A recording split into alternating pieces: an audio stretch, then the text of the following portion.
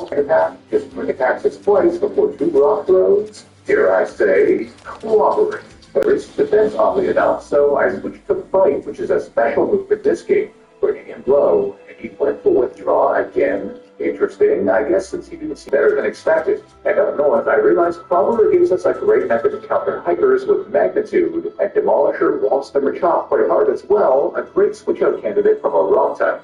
Good team synergy. I then draw out the trainer blocking the secret power TM so we can get it before getting cut, and now we have a... You see, after you may build, the blockage of this house stops, so you can beat the rocket run and get an amazing TM for us big before then being able to move on ahead all the way to Vermilion to reach Fabulous Cave. However, there are three conditions for my plan. Number one, we cannot get the 5% Doug Trio as our first encounter, as they're all above the level cap. Two, we cannot get a Diglett with a minus speed nature. And three, we need a Diglett that's in the lower range of what's possible in terms of levels 15 to 22. And all three come true with this legend I named Disruptor. And I EV trained the living heck out of it on level 2 Pidgey and Rattata all the way up to 1 before... No more delaying, it's time for Misty. She leads with a Staryu, and here's the key. I know we cannot allow it to shoot again, and we get a 7 taking that thing down. Whew.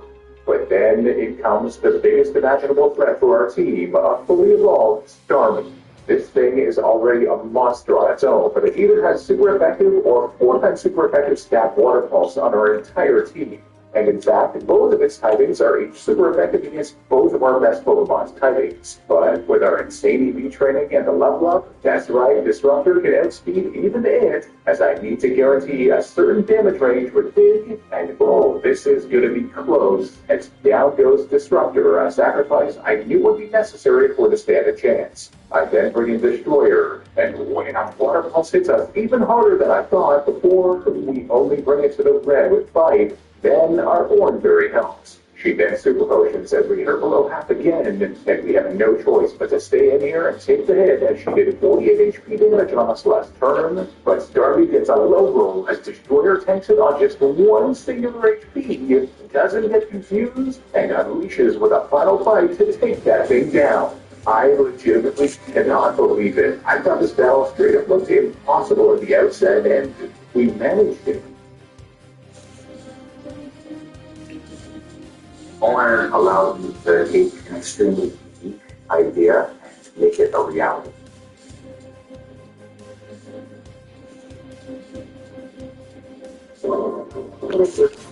Start improving your fitness from day one with real-time insights and guidance built around your goals. See where we can take you. So, what's next for you, Self? I don't know. I never thought I'd get this far. Rest in peace to our beloved Disruptor. You put on a show for all of us and showed just what one can do when you really put your mind to something. You'll never be forgotten, my friend. Each step we take beyond here is a step made possible by you. With the level cap opened up, we can now evolve Demolisher into a monster Sandslash, definitely an underappreciated Pokemon in my books, and I'm hoping we can show that in this run. On the SSN, we then run into Blue, whose team has become much more threatening for ours since the last time. Clobber is able to handle his Pidgeotto about as effectively as last time before he then brings in his now evolved Wartortle.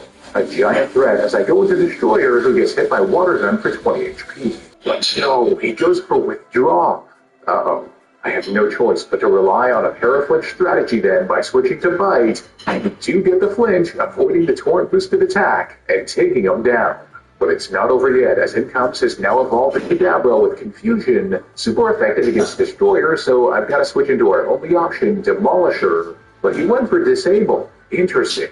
He then goes for Kinesis, but misses. We hit him low with Scratch, but then he disables us on the next turn, so he hits a Confusion, and then Poison Sting gets a crit to knock him down from there. His final Pokemon is then Eradicate, and with our Scratch still disabled, I instinctively went for Poison Sting, and right as I clicked it, I realized, oh no, it could activate his Guts, and it does with the Poison activating. So I switched to Clobber, who fortunately resists his massive power Hyper Fang and can knock it down with a Rock Throw from there. Jeez, good thing we had a direct answer to each one of his Pokemon respectively, but with some bad luck, that could have went south real quickly.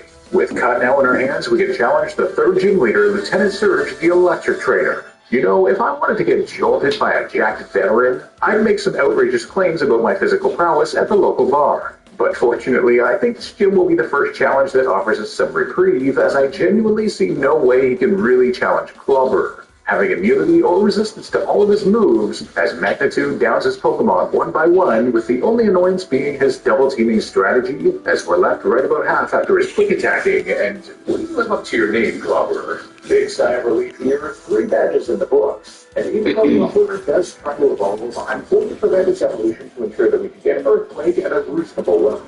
Making our way northeast, we dive onto the Rock Tunnel, which is the location of our next encounter. An Onyx, which I made stationary and was a plus special defense and minus defense gentle nature, not that. Yes, a giant, terrifying-looking rock snake. Definitely gentle. Arriving in Lavender Town, we get to this girl's house, and she says that poor Cubon's mother, it was killed trying to escape from Team Rocket. Well, that's a final encounter, so now it's gonna have to escape. Moving west, we then make it to the next gym location, Celadon City, and here we can do things like finally teach Demolisher a ground move, Dig, since we get access to it, and many other good moves as TMs. And deep inside the game corner stands Team Rocket leader Giovanni, who promptly challenges us to battle.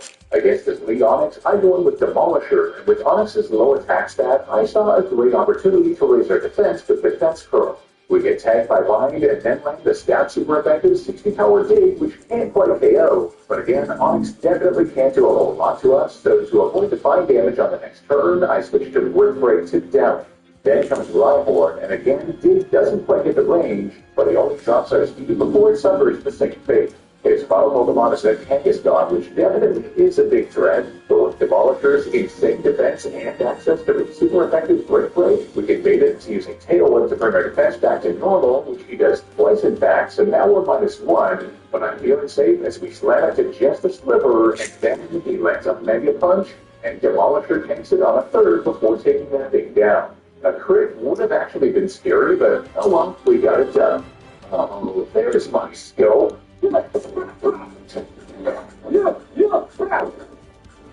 With that out of the way, some upgrades on our party, we can immediately challenge the 14 leader Erica, the grass type specialist, and it may seem like she'd be a huge problem for our team, but we have Lancer, Destroyer, whose part poison typing makes her defensively neutral against grass. And we have a secret weapon now, Ice Beam, which I taught from the Game Corner Prize TM, and I was actually surprised it one-shotted her picture though right off the bat.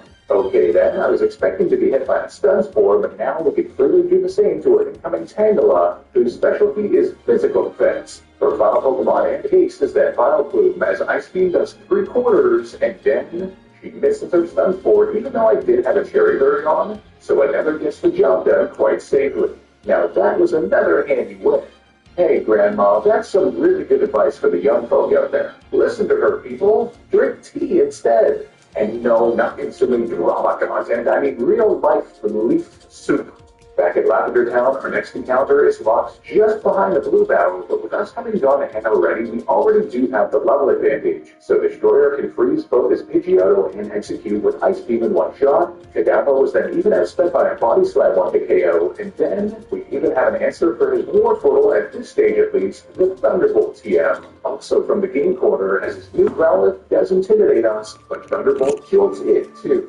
Always handy going into Celadon before facing him, just so you overlevel this dude. And that win allows us to go to the 3rd floor, where we can find a Cubone, amazing, which I had to name Crusher with a plus defense and minus speed nature, not bad. And using the Thief TM you can get from Mount Move, we can also steal the Thick Club item that 5% of Cubone's holds, which doubles the Cubone line's attack power. Wicked. Not only that, but in no time, we can also evolve it at level 28 into a mystery Marowak, yet another underappreciated Pokemon in my opinion. Oh no, this is just depressing. Mommy, is that you? Oh, and hey look, there's Daddy Snorlax. Where you can get the leftovers item from by either stealing it with feet or using the item finder on the ground after it's sent delivered to the most remote homes. Arriving in Fuchsia City has to have a nice, warm visit with our elderly friend, the Safari Zone Warden. Stay too much of Oh wait, so you're saying that the geopolitical implications of a neo-realist perspective on international relations constitutes a major sequential centralization of power vested within those who believe human nature is fundamentally egocentric in orientation? Ah, I see. Very astute, my good sir. Okay, everyone, just so you're aware, this is my son. No one make fun of him, okay? Up next, the Safari Zone, the location of our next encounter, and with two very cool encounters available here, which are not available anywhere else, I decided to leave it up to fate in Area 2, seeing which one we get, and it's Rhyhorn, a Pokemon that I get to use less often, but that I think will make the rest of this run much more challenging than a Nidoran may. Oh well, that's what we're here for, isn't it? I named him Annihilator, and oh dear goodness, a modest nature, plus special attack and minus attack. Fate, as it turns out, is cruel. But with the new cap, at least we can finally have Clobber and an Earthquake at level 36 and evolve into a Grappler, which means that there's now no reason we can't trade Evolver into an absolute monster Golem. Such a sick Pokemon. And hopefully it'll come in handy, as up next is Gym Leader Koga, the Poison Specialist, for whom we have to go in a bit under-leveled, as this gym and the next share the same level cap. I decided to leave with Smasher against this Coughing. This way we can set up the Sandstorm for extra chip damage, but it does poison us with its first sludge. Unfortunate, but my plan was to have Smasher just smash through as much of his team as possible as a lead, and with the help of Sandstorm, we're able to take down his lead, even despite his repeated smoke screens, making it near impossible to hit him with Rock Throw.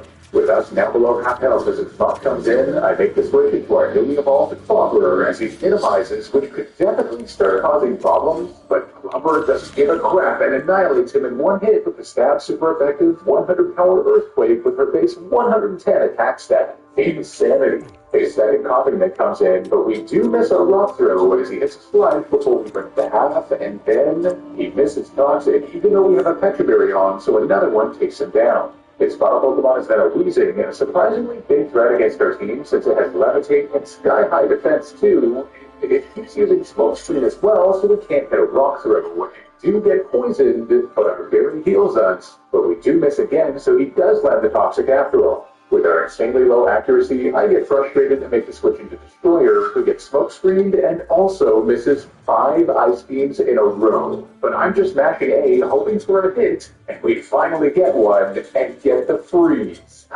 Take that, you coward. As now I switch into Crusher freely. He full heals, and then we get smoke screened again. But even the otherwise patient Crusher has had enough of this, headbutting that thing into oblivion to win us our 5th batch.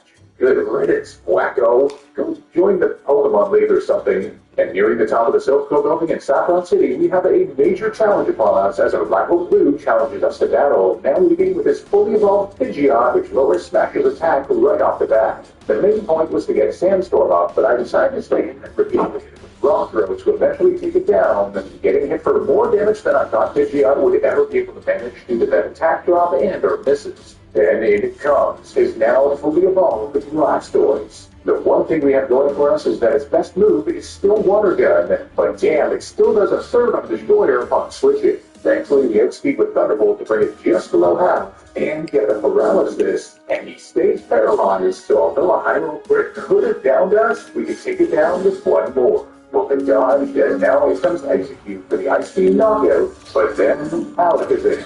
Thankfully, its best move at this point is Future Sight, but it does have Calm Mind, which it thankfully goes for, and a thick cross-boosted Bone Branch to take it down in one hit due to its physical frailty. Nice. His final Pokemon is then Growlithe. Even after intimidating, the Monster Crusher tanks it in one hit, avoiding the Future Sight damage altogether by preemptively ending the battle. Huge.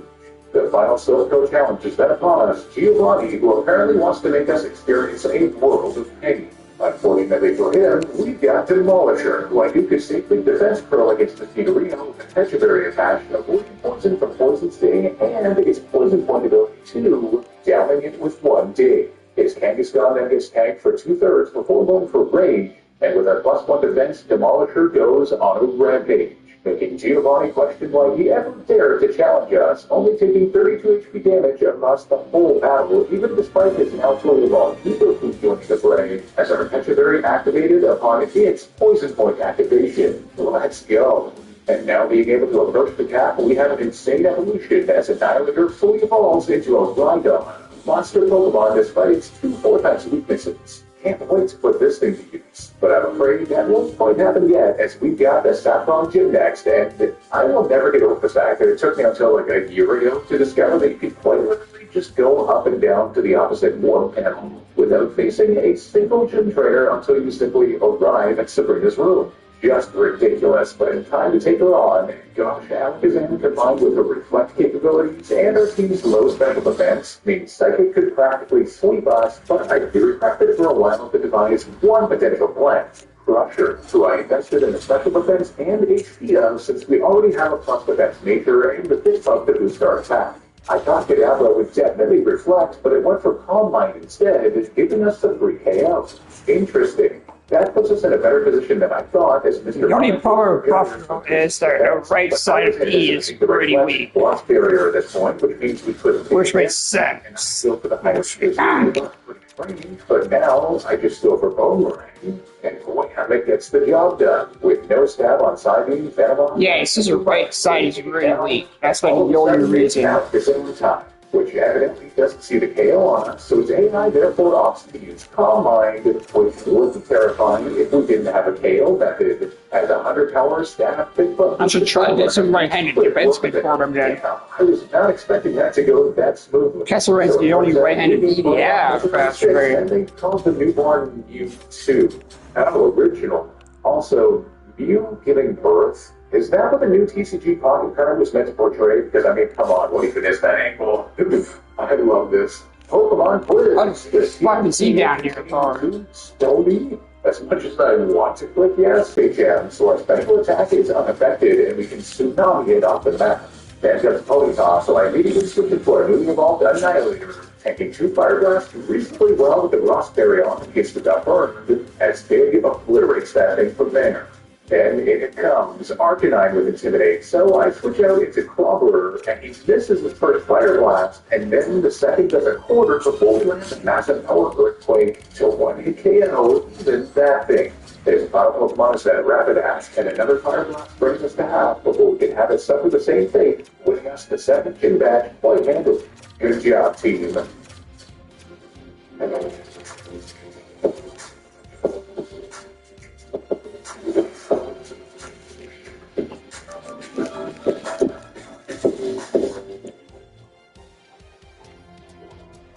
We then get the Fire Blast TM, and Blaine says, Fire Blast is the ultimate TM.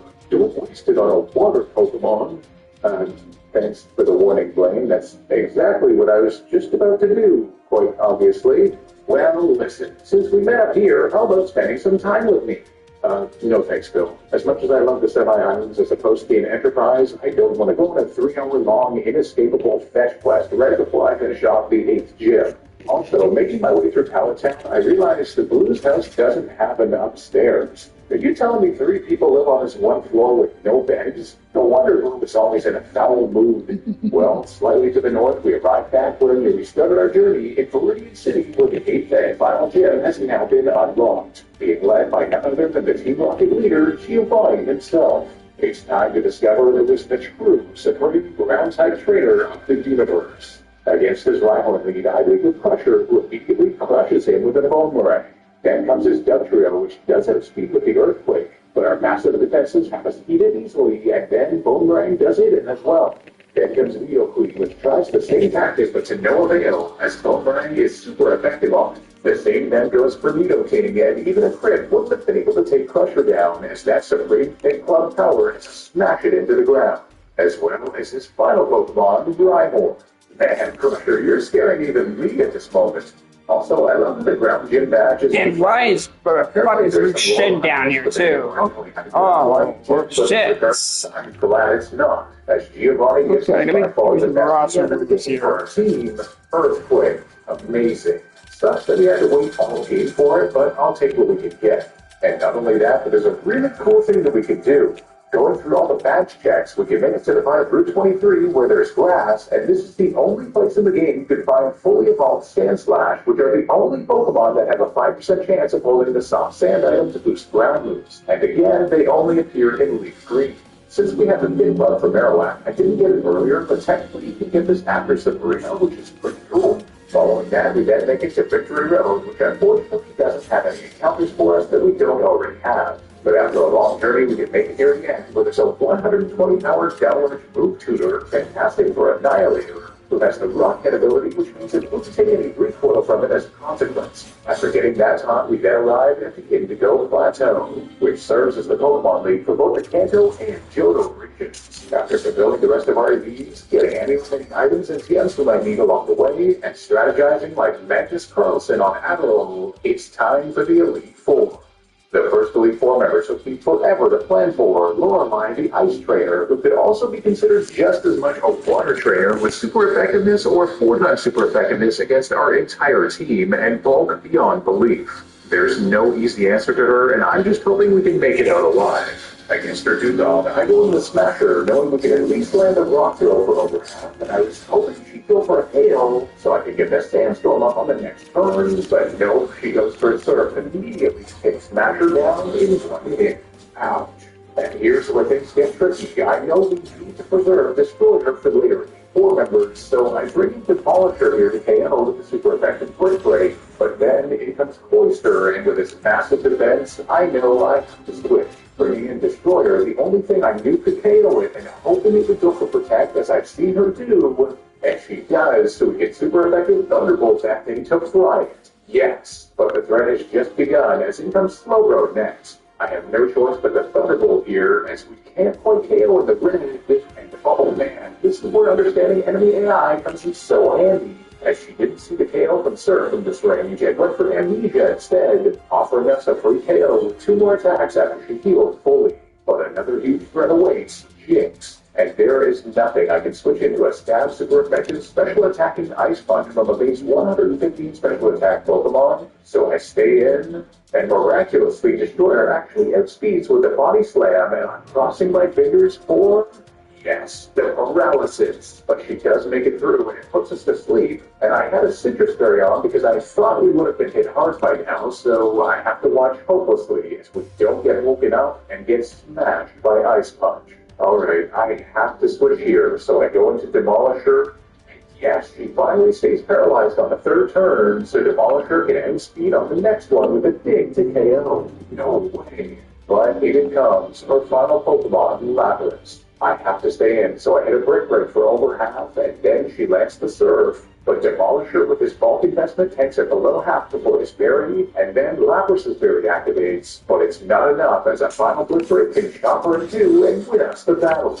Okay, there's no way that just happened. Every simulation in my mind had us having to stack at least 2 Pokemon, but wow, we pulled it off improvisationally with only 1 loss. That is a big win to kick us off. Up next is Bruno, the fighting type expert, and he was a little tricky to plan for, but once it clicked, it clicked. You see, his Onyx has Roar and locked in the drawback speed, meaning setting up in any meaningful way would be impossible. However, I go for 1 defense pearl, then he does choose to draw our speed, unfortunately, but our newly learned Earthquake by TM annihilates both it and its subsequent Onyx too. He does have some heavy hitters in the back, but Demolisher's HP and defense are quite high, and it turns out his Hitmonchan with her negative priority counter trying to get us with a return on damage, which is what I was hoping he'd opt for, as I do Earthquake had enough power to 1-hit KO.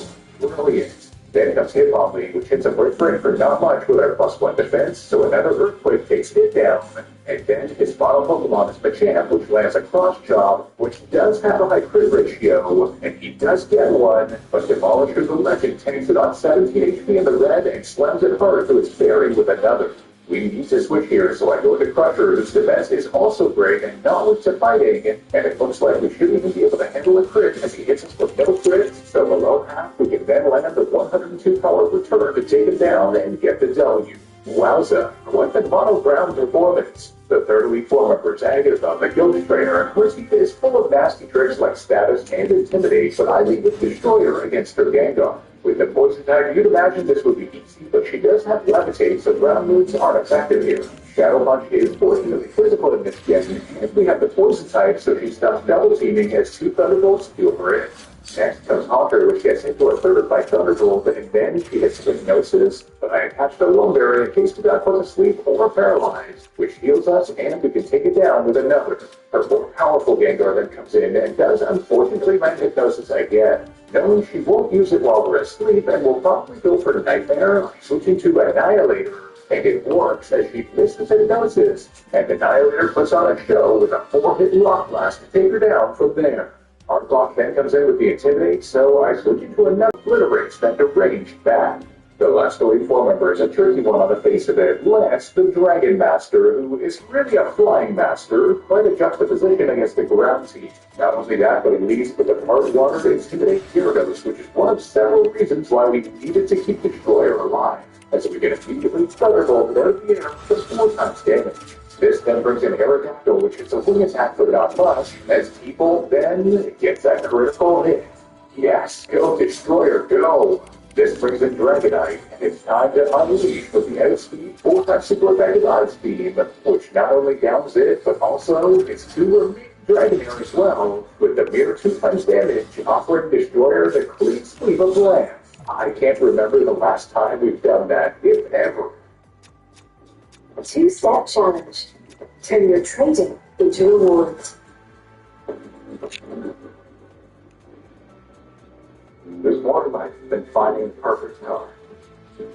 But finding the perfect car can help you get more in life. Whatever you want, wherever you go. Start with Auto Trader, Canada's car market. Wow, a monstrous performance by the Queen herself. But the time for celebration is over, as it's time to face the final challenge, the champion of both Kanto and Johto, Blue, our very own rival, who beat us to the throne. It's time to try and take back what is rightfully ours. It's not going to be easy. I mean, just look at this team. Threats for ground types everywhere. Against this weak Pidgeot, I go in with Annihilator, as he does unfortunately use Cut Advance to drop our attack, as we hit the -1 Rock Blast, and we do get the 5 hit, but that thing lives on what must be 1 HP. I mean, I'm not terribly mad, as at least it wastes the full restore, as we then land the 3 hit on the next turn. He then is an aerial blitz for negative damage before we only land a 2 hit. Then, good thing I switched into the better accuracy double edge, as he lowered our accuracy with sand attack right before we landed. Then comes his very own Rhydon, and as much as I think ours is better, we are at -1, so I switch into Crusher for the incoming Scary Face to drop our speed. We then tank the neutral Earthquake before Boomerang even takes that massive physical defensive threat down. Huge, as even a non-crit would have gotten the range. But then, it comes Blastoise. There is nothing, I repeat, nothing on our team. I can switch into a 120 calorie Hydro Pump from this thing, so goodbye, Crusher. You served us incredibly well. Now we think of a comeback method here as I go into Demolisher. But not only does it outspeed unexpectedly, but it slams us with a massive power Hydro Pump for the 1-hit KO on our very own starter Pokemon. Oh no, this is bad. I thought we had speed. With 3 Pokemon left, I'm finding myself with no choice, so I commit to bringing in Destroyer. And he misses Hydro Pump finally, but as Thunderbolt hits, we don't get a crit nor paralyzed, as his berry then heals him. But then he uses Rain Dance, I guess to ensure his accuracy, but our Thunderbolt has just the range to take him down from there. Oh man, I can't believe we actually made it through that thing, but it's not over yet, as in comes another giant threat, Alakazam the Psychic. This thing would wipe Destroyer off the map, so I decided to switch into Annihilator. He went for Reflect, interestingly enough, which is not good generally, as he then hits a Psychic, and we tank it below half on 90 HP, and Earthquake gets a crit, although I don't think we needed it even through Reflect. Then in it comes yet another massive threat, Executor, and there's nothing we can do against it, especially with Reflect out, so I let Annihilator go down to a stab 4 times super effective Giga Drain. This now allows me to bring in Destroyer reasonably safely, though. Ice Beast heads in, but can't play KO, so he game drains for a full box before we can take it out with another. 1 threat now remains, his Arcanine with Intimidate, and not only did the rain go down, but his Reflect goes down at least as he gets a Flamethrower, so we get Surf to bring him to a quarter. And here, a crit or a burn would be devastating against Golem, so I decide to say goodbye to our dear Queen, getting taken down with another. It's all up to you, Claude. As we get tagged with Flamethrower, he does get a crit, but we tank it around half and don't get burned, so our final Earthquake finishes off the run with just one Pokemon remaining. Man, Fire Red and Leaf Green are normally known to be among the easier games to tackle, but wow, for ground types, certainly not. But we pulled through and made it to the championship just barely. As Blue then runs off to the Savvy Islands to train harder and catch new mons like Tyrannosaur and Heracross, it is time for us to bury our many friends and head off to the sunset with our trusty goal. Thank you guys so much for watching. This has been Soul Spectre, and I'll see you guys next time for another challenge video.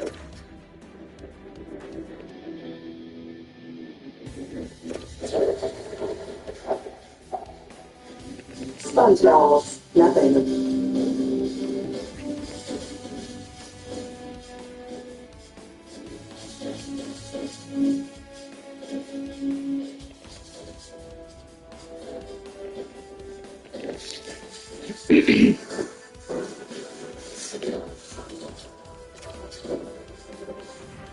I was thinking, is there a video to make about the Ottawa Senators and how bad they were this series? Honestly, from my perspective, probably not. And I know that's kind of a bad take because I predicted the Sens to make the second round. Yeah, my bracket's cooked, man. I had the Sens and the Penguins in round 2. But one of them got swept, and the other is on the cusp of getting swept. We'll see whether or not that actually goes down. But in this video, we are talking more about the Vancouver Canucks instead, because there was some recently revealed info about how Vancouver could have avoided a significant penalty over the last few years. It comes to us in the form of Patrick Johnston's newest article on theprovince.com. Canucks. Roberto Luongo would be a fun GM choice, but don't hold your breath. You can pretty much infer what it is this article is talking about here. Johnston is writing about Roberto Luongo, potential Vancouver Canucks GM candidate, and a name that's been floated around much to the delight of Canucks fans. Oh, it would be cool if Stanley Cup champion executive Roberto Luongo were to find himself back in Vancouver after being a legend in the Canucks organization as a player. It would be kind of poetic in a way. Luongo was a legend for both Florida and Vancouver as a player. He'd win a Stanley Cup as an executive on Florida. Why not go out there and try to do the same in Vancouver, also as an executive? But with that said, there are a number of logical and probably other issues that get in the way of Bobby Lou suiting up for the Canucks once again, this time in a managerial role. But that's not really what this video is about. You see, there was a little comment made in this piece that I thought was super interesting. It was posted out there by Adam Kiersblot. Another missed opportunity by the Vancouver Canucks, as pointed out in the article. It talks about the relationship and one of the points of weirdness between Luongo and the Canucks. When Roberto Luongo decided he didn't want to play anymore in 2019, his agent Pat Brisson called up the Canucks and urged them trade for the crux of Luongo's contract. Luongo would happily spend 3 years in LTIR, he vowed.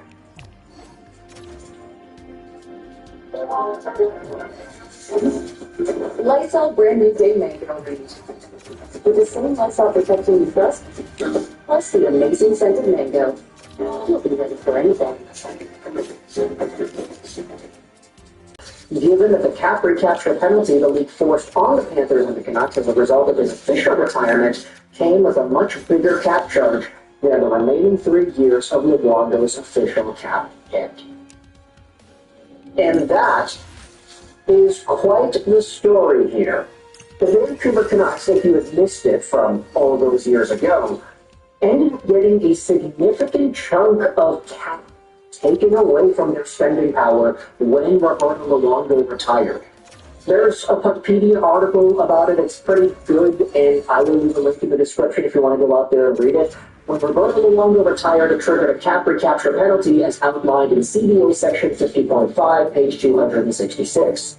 The recapture is calculated by comparing the total amount paid versus the total cap paid over the course of the contract until the retirement.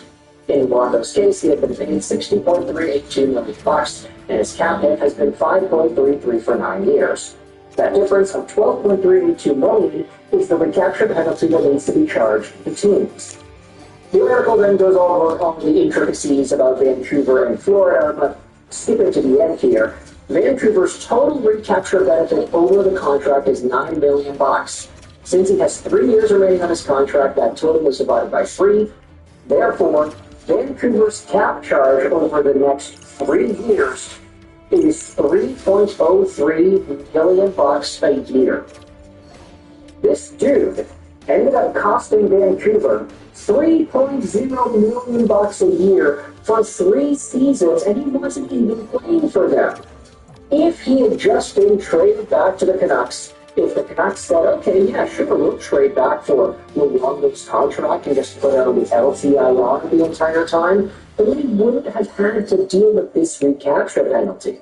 They would have just been able to cruise on by with a bunch of extra room on their salary cap due to the LTIR. They could have maybe made a trade for another guy to help them out in 2021, something like that, and they would have been in a pretty good spot to do some more work. There are a number of folks going out there in replies of this tweet over here saying, hey, like, maybe there's an idea that says that Florida would have had too high of an asking price. If the Panthers knew that Vancouver was going to be in danger because of this cap recapture penalty, maybe they could up the price of Luongo and make it very difficult for the Canucks to make it work. But honestly, it would have just been productive to do that because the Vancouver Canucks are not the only team that got a recapture penalty. Florida also got a $1 million charge per season over the next 3 years from Luongo retiring. The Panthers had something to gain too. Whether or not Roberto Luongo may have debated Florida in a way, let's say he told his agent, hey, I'm thinking of retiring, and maybe he told the agent, I'm okay with going on the LTIR. Whether I'm in Vancouver or whether I'm in Florida. But maybe something changed. Maybe one day Roberto Luongo was just like, yeah, no, screw it. I'm going to retire. I'm done. Which ended up resulting in the cap recapture penalty in the first place. Who's to say Roberto Luongo may not have retired should he have gotten traded to Vancouver too? Is it a guarantee that he would have been on the LTIR the entire time? Did he not make any similar guarantees to Florida? Or was this a moment of ignorance? Did he and the agent just not realize that there would have been a cap recapture penalty if he had retired in general to begin with?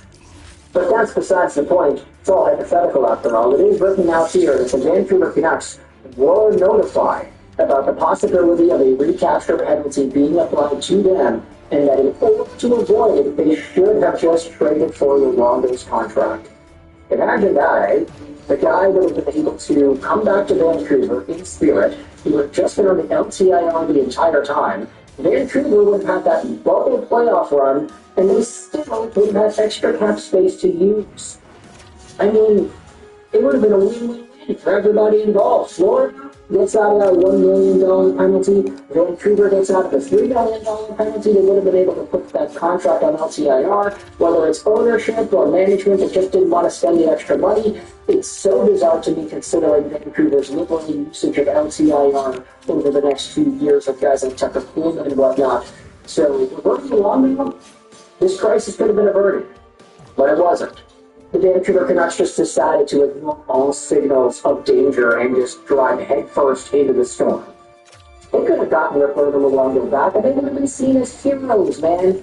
Not only would that have been seen as a pretty fun move, but also if it came out later that, oh, if the Canucks did trade for Luongo, he would have retired in Florida, and then he would have been subject to a cap and capture penalty. Vancouver would have had $3 million in cap space taken away from them over the next 3 years.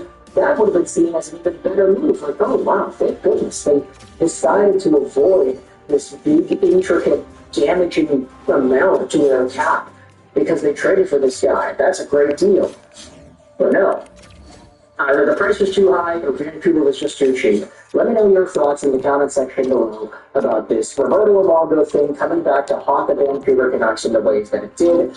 I hope you enjoyed this. My shout out Trolls 99. And bye.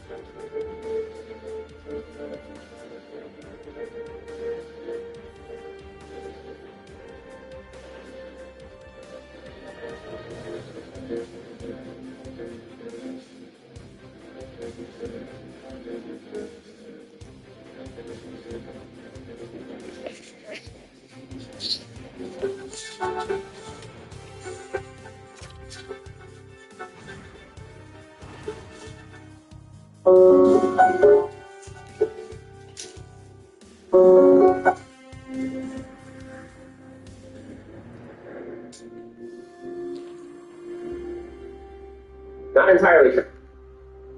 For entertainment purposes, if you think I'm playing a video game to push political views of my own, then I really need to reevaluate my life. A viewer discretion is advised. Thank you for watching, and 2,000 likes, and we will shave Donald's head. No? Who's ready to play in my stadium? Nice, Barry. Oh, he is going to remember. I didn't think he would. I'm excited for it, Joe. I like playing on custom fields. Oh, good. Since you're both just ecstatic to play at Joe's Dump, you two can team up together, and I'll team with Barry. Well, I'm honest. You should be. You're the only one to kiss me. Why would that make me feel any more honored? Because the other two give me migraines. How do I give you migraines? I mean, hypothetically, for the sake of God, I need to know what you do. Joe or Barry, you got any in your first? So what teams y'all are? Right on the screen. We already got the teammate pairing, stadium figured out. Let's go. Come on. Because we still got to pick the actual teams to play. Donald is just very eager to play at my stadium. I'm very eager to finish playing at this stadium. What teams have we not been? It's the crown thing, man. We've already been to Royals, Joe. One. Maybe one. Pick the crown team, Ben. Whatever. Now, I want to pick a team we haven't been. Sure, you got a list of those teams? Negative 12? Yes, you should have one. We're already playing as a team. We've been like 5 times already, so just pick whoever. Barry. Yeah, but I don't need you yelling at me for not picking a certain. Then they can comment who they care so much to see in the next episode. Barry, come on, just pick someone. Fine, Orioles. Orioles versus crown team. Let's do this. Just a reminder that I will be taking commissions, by the way. Oh, for building stadiums? You betcha. What the? Welcome to Biggie Watt Stadium. I'm gonna need it. I'm at a loss for words. I know. She's beautiful, ain't she? Well, yes, I'll try and let my patients take the wheel here, but I first of all have to ask, what the actual fuck are these dimensions? 500 feet down the lines and 350 to dead center. Yep, wouldn't expect any less. Why are all the walls different colors? They aren't? Yes, they are. They all look blue to me. Okay. Can we start with the tour? Yes, so we got the scoreboard here, the scoreboard streets right above. And a bridge? No, that's the concourse. Oh, yes, of course. No, it's a concourse. No, never mind. Please continue. Down the first baseline, we also have some beautiful gigolos available for purchase. Those are called bungalows. Same thing. Nope. They all come with their own private lazy river and pool. And how many levels are there? The Jenga rooms are only one level. No, the seating. Oh, a couple. It is. It really puts the idiom nose leads the fat to this. What is with the, what even is that? Fighter jet? Oh, yeah, that's for the pennies. My God, what the hell is that? Could you be more insensitive? You don't hear me screaming that at you after you remove all your makeup. Now, do you? Bill, that thing looks like a legitimate threat to me, which is why it's fenced in. Are those dinosaurs in there too? Oh, and there's a little piece of cow in there, too, so it's got some actual animals. And, of course, the fighter jet is there as a last resort safety precaution. That thing looks like it absorbs lead, dude. Now, we also have a playground with water slides next to the petty museum. I'd rather not splash than a beast. Or, in fact, any of those animals. And look, here's my house. Oh, nice, right next to the playground. How fitting. I just thought it was cool they had the White House in the game. That is more like the Capitol building, Bill. Way too small to be the Capitol building. That's like a city hall, dude. No, you're all wrong. It's my house. Anyway, some more seats over yonder. Oh, no. I built something for you. If you demolish it, ta-da. Looks like you already did. It's your very own casino. It's trash. Well, at least it's still standing, unlike any of your others. And then lastly, some spectacular seating in left or center, or whatever, right over there. I'm playing first base. You sure you don't want to be the sixth-inning hero? No, I want my turn to be done as soon as possible. Can I go first, Joe? No, Billy Watt, that's second. No, I want to hit with Billy Watt.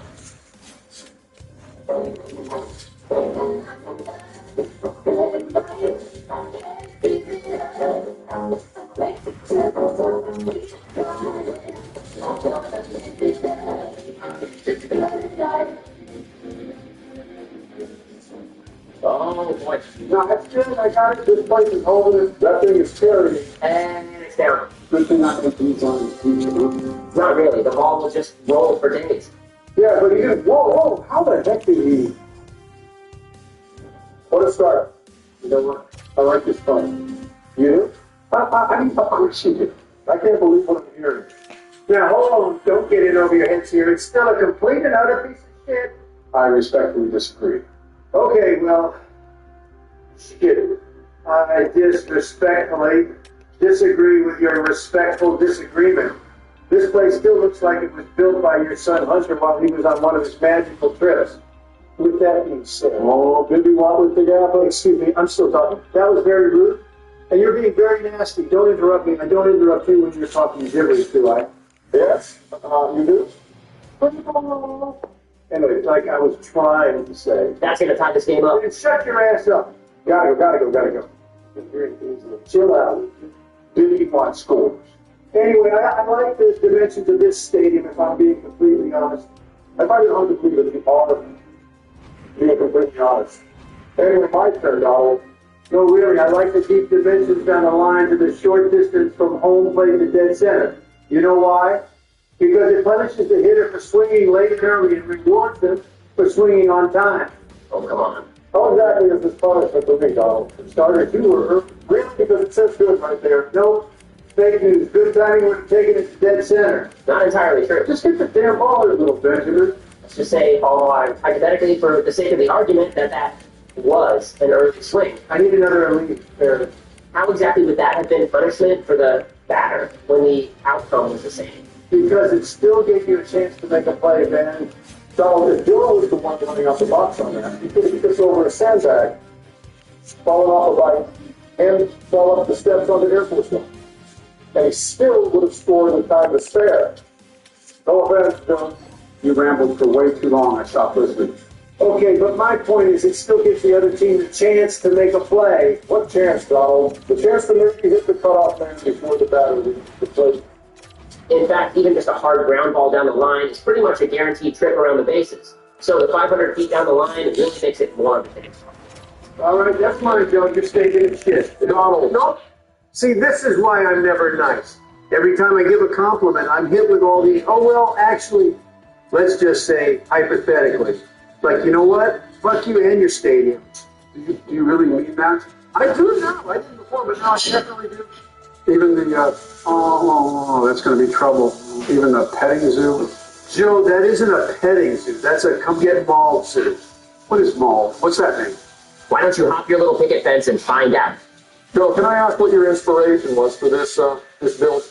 State of our country the last 3 years. At least I didn't let a massive virus into this country. You were the ones that wanted them off the ship. Enough, my golly. Who's golly? Your mom. While we're on the topic, Michelle and I had a heated debate about who are bigger babies, when sick, men or women. Sorry, when did the topic come up? I think guys have to take the L on this one. I was sick this past weekend and was pretty useless around the house. Ben, no offense, but I feel like you're pretty useless in general. Yeah, he probably has his sister/wife reach something on the top shelf for him because he's so short. You know, he definitely owns one of those reach or grab it tools. Except his wife keeps it above the fridge with the cookie jar so he can't reach them. Are you guys done? Can little Benjamin not reach the cookie jar? All right, Joe, enough. You're going to drag it out like you do everything else. Back to what Ben was. That bounces over the wall. I'm going to be a very unhappy king. You better start hauling it, dude. No reason for you to not do a trip all the way around here. Relax, easy inside the park, too. Gotcha. Great heads-up base running, shithead. Anyway, back to Ben's point about, do we have another one? Can you just spit it out, dude? Hold up, is that, yep, it's fair. Joe, I really dislike the stadium. Oh, okay. Thanks for your useless input. And Donald wants to say this is an advantage to the pitching team. You going to throw it in, Ben? It is. You're just being a little lax getting to the ball. Wrong base, Ben. Way to go, Boomer. Definitely saved an inside the Parker on that one. Ben, that was going to be a double at best. Calm down. Okay, back to Ben. Hold on. What in the world is that? What? In the dugout. Is that a baby? Huh? Must be the builder. Joe, why is that even in the game? I don't know. I'm at the point where I don't even ask anymore, if I'm being honest. Like, it's just acceptance at this point. There's one here, too. That's the project manager. I figure I'm not going to get to say what I've been trying to say. Why do you say it like we've been holding you back from doing so? You are the one that's been interrupting yourself. Guess that's somewhat true. I got to say, us men are definitely some of the biggest babies when sick. If I'm even congested and my allergies get bad, forget me being productive at all. So that's why those 8 years were so unproductive. At least I served 8 years. There you go, Donald. There's your dead center shot that still didn't get over the wall. Well, you didn't deserve it to. Barry gave you a meatball, and you still couldn't hit it out. Why isn't my guy? You better have him at 3. Damn it. Great base running, Ninny. Anyway, I disagree with the whole men being babies when sick. When I had the big bad bug, I still gave my speeches. I was strong, very strong. They don't make men as strong as me. No, they don't. Just think. All that could have been avoided had you just worn a damn mask. Yo, you know damn well you just wore one to try and one-up me. Well, because he was a considerate human being. There's another. Nope. No inside the stadium homer. Way to get some insurance for us, Donald. 6-2.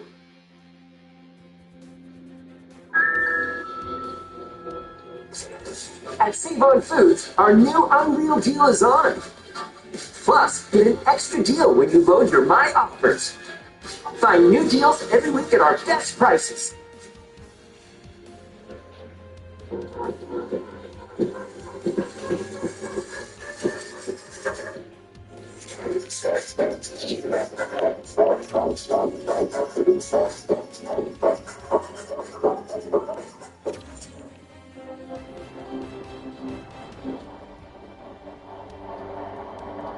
Six to 3, we're fine.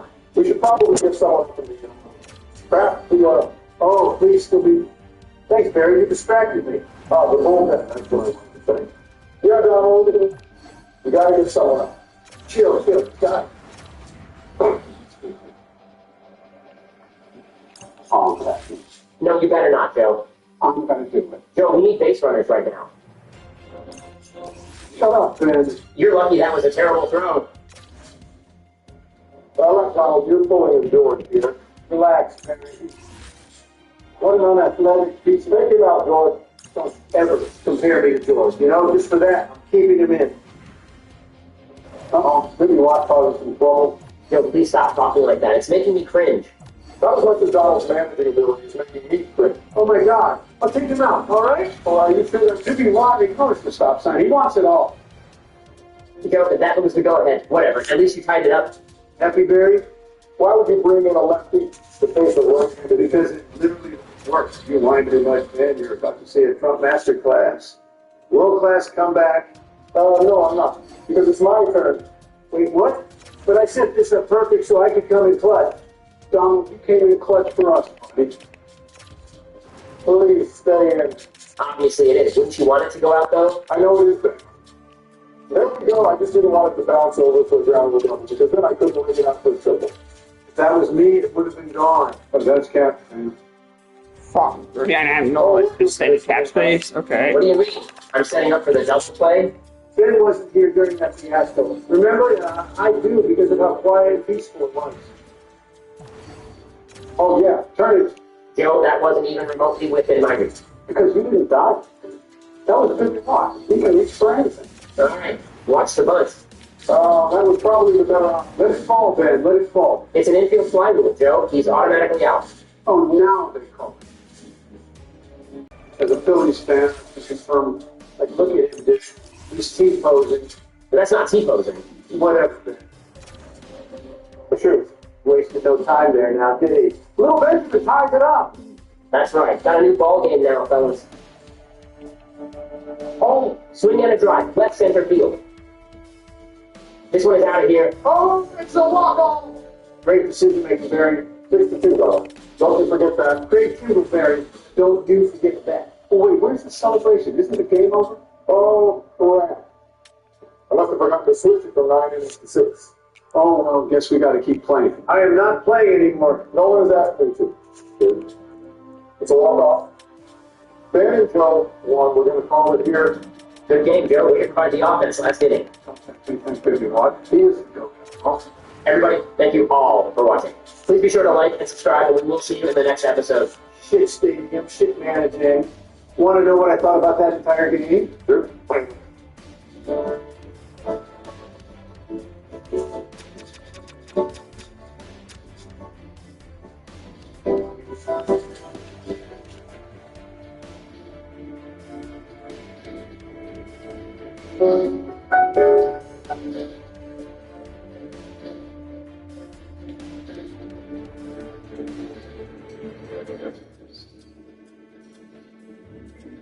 Welcome back. All right, second review of the day. Now we're going to talk about Dallas and Minnesota. Game that's just finished. They finished just in time, too. I was like, I don't know if I'm going to be able to do this in between periods. Yep, no, I got time. Ottinger versus Wallstead, and both goaltenders were exceptional today. This was an amazing goaltending duel between the two. There's no Zuccarello for the Minnesota Wild. I think the Wild played pretty well, considering Zuccarello was a major part of the team that was in there. Early jump for Dallas. Wild gets the pressure 2.5 minutes. The shot 3-2 to the Wild, 3 minutes in. Prospect here? Why is he on a 4-year contract, though? That's weird. Ball, the start cycle, the referees informed it sucks. And on 35, Dallas scores on a rebound. They close, it's Robertson, so he does score for the 4th straight game to start the playoffs, and it pulls the franchise record. So he assists to Duchesne and Ranson, so 1-0 to Dallas. The Wild look to respond. Things get pushed in home by Goldstein. The team straight turnovers. Eriksson has an FP as well, and gets strong. That leads to a power play for the Minnesota Wild. They cycle the Stars block and clear. The Stars do kill it off, but then they go right back to the penalty zone. There's a shorthand rush by Beck, and I'm going to read here Sportsnet sucks, and I'll explain why. So the Ottawa-Carolina game ends. So they go, okay, they'll go right to Dallas, Minnesota, because Dallas, Minnesota's already started. You know, they had to go to the studio and have to Josh, what was your grenades or about the game between Carolina and Ottawa. two gun prayers for my roster? If this was Dallas, Minnesota, and that ended, and then Carolina, Ottawa. First off, Carolina, Ottawa would have been available on one of the 50 million sports networks that they have for Sportsnet. But instead, it's on Sportsnet Plus. The only reason I know I have this is because I was watching Sportsnet Plus. So, Ron Rogers has this contract where they can show all of the games nationally that they want to during the playoffs, and instead, they basically tell us if you're a fan of Minnesota or Dallas, that doesn't matter, because Ottawa matters to the Canadian team. The American broadcasts sometimes sideline the Canadian teams, but I will say this, when these games run over like this, and you have the overlap, ESPN has another Xavier Bowers, very interesting. Sportsnet won't. And I just find it bewildering, unless it's a Canadian team. Canadian teams involved, they find it on the calendar. And it's frustrating because I don't have a geographical boundary to my fandom. That's how I ended up being a Dallas and Boston fan, which confuzzles plenty of people. But I find it weird that they say, oh, playoff hockey lives here for Rogers, but only when you'll allow it, and it's behind a paywall because you have to go to Sportsnet Plus to watch the start of this game. And there was some exciting parts that people couldn't see because most people had to talk in the studio about a game that just finished, which I think if you took a poll, how many people would like to see a bunch of, middle-aged men sitting around in a broadcast studio talking about a game they just watched? Why would you like to watch a playoff hockey game? I think people are going to pick the playoff hockey game, so I don't get it. The Wild never got set up with the power play that they have going here. That guy's killed off. Not one full of chance in this game at this point because of the amount of special teams play. Robertson has a 2-on-1 chance to Cotton help, and then a 13-50. Brock Faber ties the game. Breaks off with the assist, and it's a point shot that's deflected in. And this Sportsnet joins right after. So it's about 14 minutes of the game, completely sidelined because they have to talk about Ottawa and Carolina on every single network. I can understand if they have like one network. They just have a one channel. They have a whole bunch of channels. Pick one. 360. There, I picked 40. Sportsnet 360 nationwide. You can go to that, and all the regional broadcast networks can still talk about Ottawa, Carolina. All right. Stars look to respond. Shots are 10-9 Dallas with 5.5 minutes left. Kaprizov was a rush chance as hell to get some pushing. Hughes has a spot chance that deflects wide as the Wild are getting some pressure. Steele has a net drive that saved him with exactly 2 minutes left. The Wild get their third power play of the game. There's nearly clear the Wild have a goal that's waved off. They discussed it. It's goalie interference. It was goalie interference. The referee sucks, of course.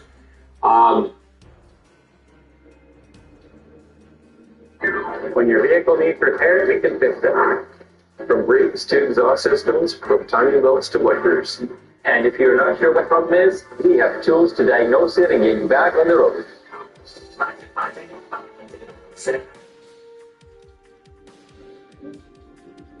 Get up to 50% off gifts for Mom and Michael's. Save on floral, sprays for her favorites, and so much more. Boldy has a wrister that's caught and held. The power play is killed off to close out the first period with the score. Get one. We go to period number 2. Bork has a rush chance to save. The Stars pressure at 3 minutes. And throw the rant. Believe me, when a Blue Jays game interferes with my ability to watch a hockey game in April, it definitely gets some words that I can't repeat. All right, so the Stars pressure at 3 minutes. The Wild get pinned down. The Stars make a change. The shots are 5-0 for Dallas at 4 minutes. So Minnesota weathering a bit of a storm early on here. Heiskanen with a slot shot, that's kicked aside, and Wallstead is the hero at this point. He is keeping it tight as Dallas has all of the opportunities. Guru prevents a clear. The Wild are exhausted. Harley then has a shot that's held, and that's to get a change. The team's trade rushes and turnovers favor a Hartman near miss at the Dallas net. Bogosian has a screenshot that saved. The Stars pressure again, and they're kept to the outside. Boldy has a slot chance to block. The Wild get a little pressure of their own, so finally they're getting some time in the Dallas zone. Hartman gets robbed on a one-timer. The Stars rush. Robertson has a net drive shot that's held. The Wild draw power play. Lundqvist took the Caring's skate to the face on the play. So not only is Lundqvist the one that takes the penalty for tripping Hartman, he took a skate to the cheek. He did not return to the game, so you know there's stitches involved. And since it's the skate blade, I have no idea if he's going to be able to come back in the next game or not, if he'll have to wear the full bubble when he comes back or what's going to happen, but he had to leave. There's an early clear during the power play, and then another. Hartman has a net drive this block. The power play's killed off. No shots generated during that power play. The Wild pressure after it's done. Harley has a rush chance that's saved, and then with 2:15 left to start one for the Wild at 4 minutes. Things get pushed in a hole by Wallstead. The Stars pressure at 5 minutes. Fishgold fires one high from the point. Puck's cleared out. Johansson has a wraparound that's blocked. Myers then has a tip point shot that's held. McCarron fires one wide as the Wild gets some pressure, and then Dallas is able to clear it. Shots still are 4-2 for Dallas, 9 minutes into the period. Things get pushed in a hole by Ottinger. Hartman has a rush chance that's kicked aside. Johnston can't bury one from the doorstep. The Wild clear it out. There's a near miss for Euro as the Wild make a push. And then at 14:40, Marcus Foligno kind of bats it out of the air. It's behind Ottinger in the crease. He bats it in to tie the game at 2. Sturm and Faber with the assist. So we know where this is going, as my wife said at the time, so this is going to overtime. So the Stars look to respond. It's Kobe and Durant and a near miss at the Minnesota net. Teams trade turnovers, the Wild pressure in the final minute. Haskin is denied the closing seconds, and sure enough, overtime it is. In the fourth period, the overtime, Myers has the net feed that's held and gets pushing. The Stars pressure at 2 minutes. Lindell has a screenshot that's caught and held. Harley fires one high in a rush. The shots were 3-0 for Dallas at 3.5 minutes. Once again, Wallstead making sure the Minnesota Wild stay in this game. The fans call on, the referee does not. The Wild pressure at 5 minutes. Boldy has a one-timer that's blocked as the Stars get pinned. We had a 3-minute shift for Myers, a little bit more than that. Tyler Myers came out of that all right. Hartman's denied. It's all Wild at this point. Then there's an icing call on the Wild. That draws some boots.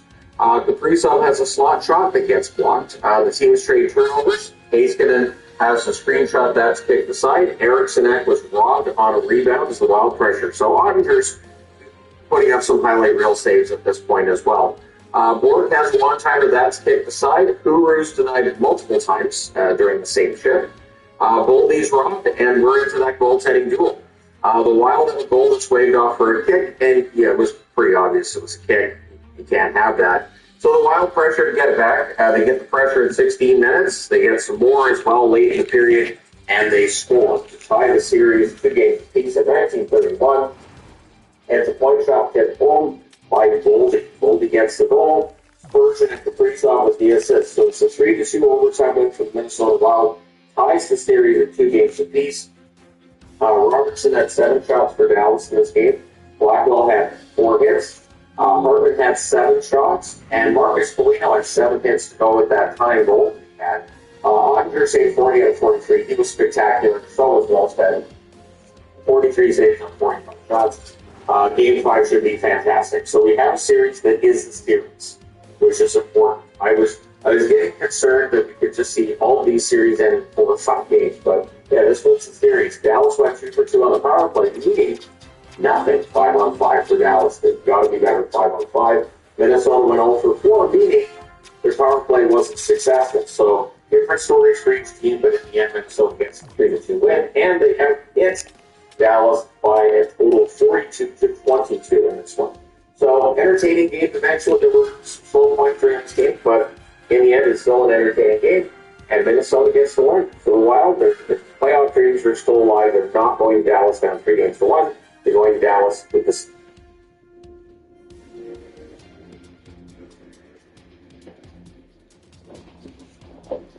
April 23rd to 26th, save 20% off regular price products. Use promo code PETS20. Online only at PetSmart.ca. With Cracker Barrel's signature, it's all about taste. Extra indulgence here. I keep it spicy there. Or that smoky touch that says, I get that. Have your signature with Cracker Barrel signature. Matthew Shane for Dallas, Joel Edmondson for Minnesota on the draw. Sit back and enjoy game number 4. On the face-off, the Stars seats control. I'm Jason Robertson. No problem for Jesper Hallstatt. And a quick whistle. In Lundqvist, Thomas Harley in the back end for Dallas. They work it point to point. Harley with a shot fought off by Hallstatt. Starting his 4th career playoff game. In the corner, Quinn Hughes taken down by Matthew Shane. Played along now and out to center ice. Hughes almost played 44 minutes in game 3. Jake Ottinger shuts down that bid from Marcus Johansson. Probably bypassed a few opportunities. He told us before the game that in that game 3 where they were 1 for 7. It's when its first playoff one. Has a little bit of time in mind. Bogosian shot, stick save on the turn, and it goes high. Body contact, strength in numbers supporting the forecheck. Move that puck low to high and moving again with another big hit. This is the second hit from that holding. Boy, a mishandle there by Blake Hughes. And luckily that hit the side of the net. Ballstamp says no on that shot by Rantanen. Mika Rantanen. Kaprizov. Sets up and in. Shoots turned down by Archer. That thing's been gone. Good work by Robertson to set up the shame. It gives it to Mika Rantanen. He'll scan the coverage. Take it in with patience. Drawn back inside. Good shit. It's to Robertson.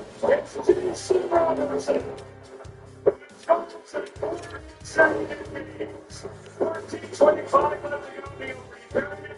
Dallas off and running. Up down towards the goal line. Rantanen and Duchesne play fetch and catch a couple of times, and all in one motion.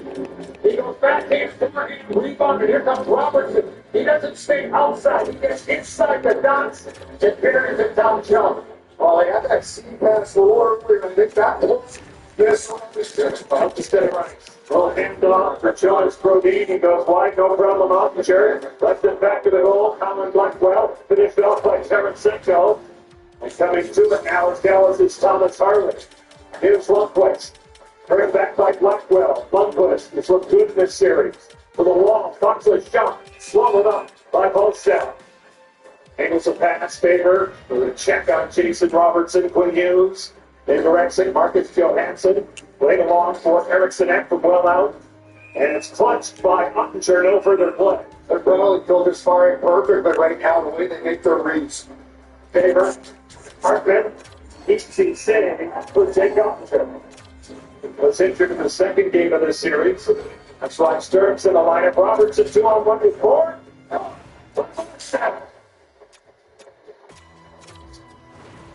All the way across through Kaprizov. The way back, Brodin, a heavy shot hit wide, Bobby Brink, and down in front. See, right. Buffalo. My first. It's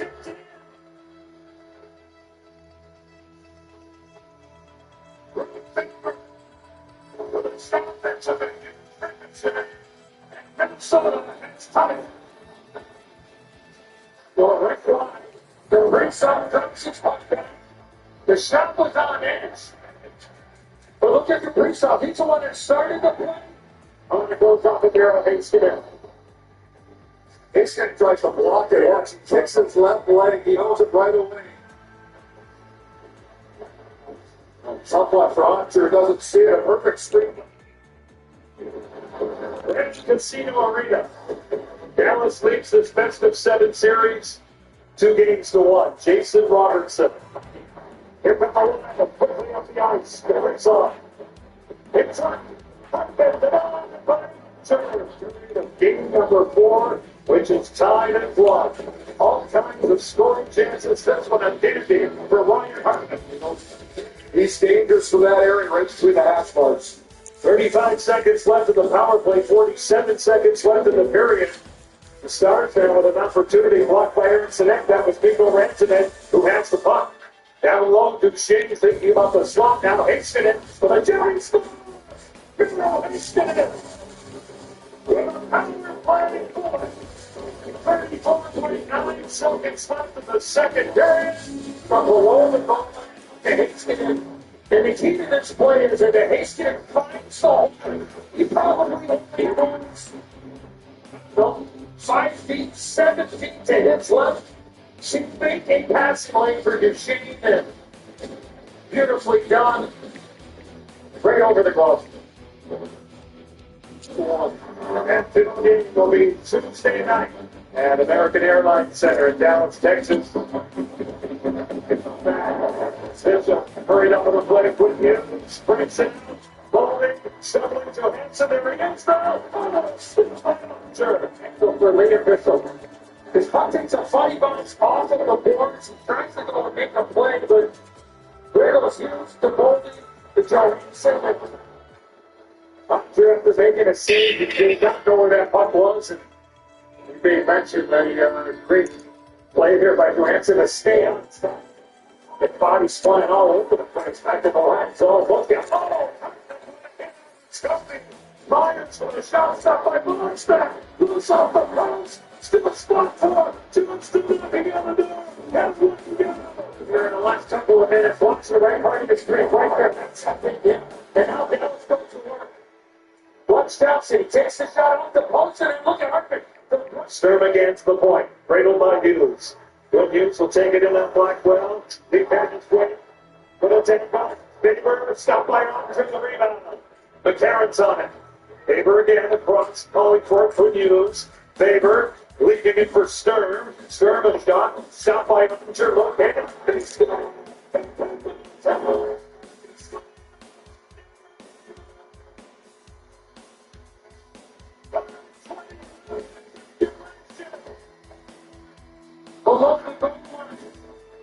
Salino is in front of the net. First that's attacked by Polino, and then spins right with it. It's Ottinger. It looks like he's going to freeze that punch there. And then it just kind of, his balance was lost. Face off on the power side of Wyatt Johnston. He wins it cleanly back, 2 seconds. Haskinen humps it off bodies, and that's all. For the second straight game, we need overtime. New finish one from Ultramax costs less than Cascade. This doesn't make sense. It makes sense because nothing feels better than finish. See the cleaning power? Oh. It calls less for wash. That's why it makes sense. Attention, finishes in when we can clean and value.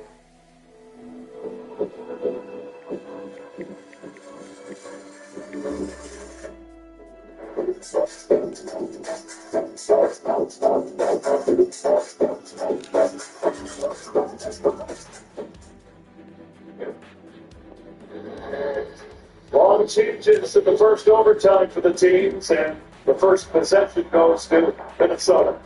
Faber. On Sabres now, escape arm. Through center, Johnston. Hero Haskinen. With one on, longer save, falls down. Left it back to the goal, jumping for. Erickson past the puck. The circle of traps. Spurts and punches on the back. It's loose. That's coming inside. And the Hughes down back to roll back with folding. And off for Hughes. Now, Faber at the point. Johnston. Rebounding on the cross. It's fully extended. It's after. And one go. Ottinger going from left to right. A right pad save and an absolute beauty save. Move the ball for Hughes. Through the middle. They take it out. Get Chris off. This one stops by Jake Ottinger. The pass across with your goalie.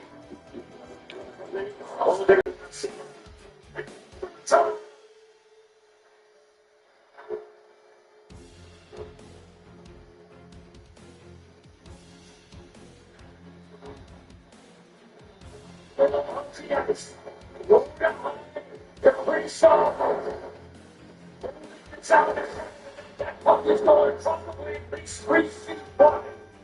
Involving on the backhand. Is able to be kicked out there. They mentioned what Dwight on Spurgeon walking, and then shot right. Erickson echoes for blending Myers, not the center of his hand. But he's a high sprint this play. No chance right to the right hands in front.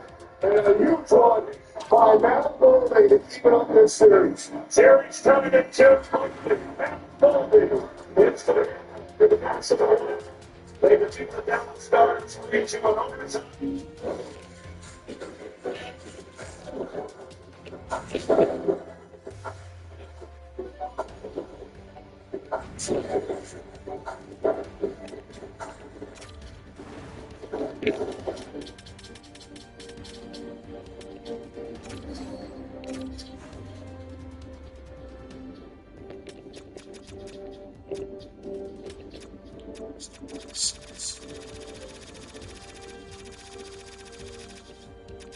Not too much though, too much.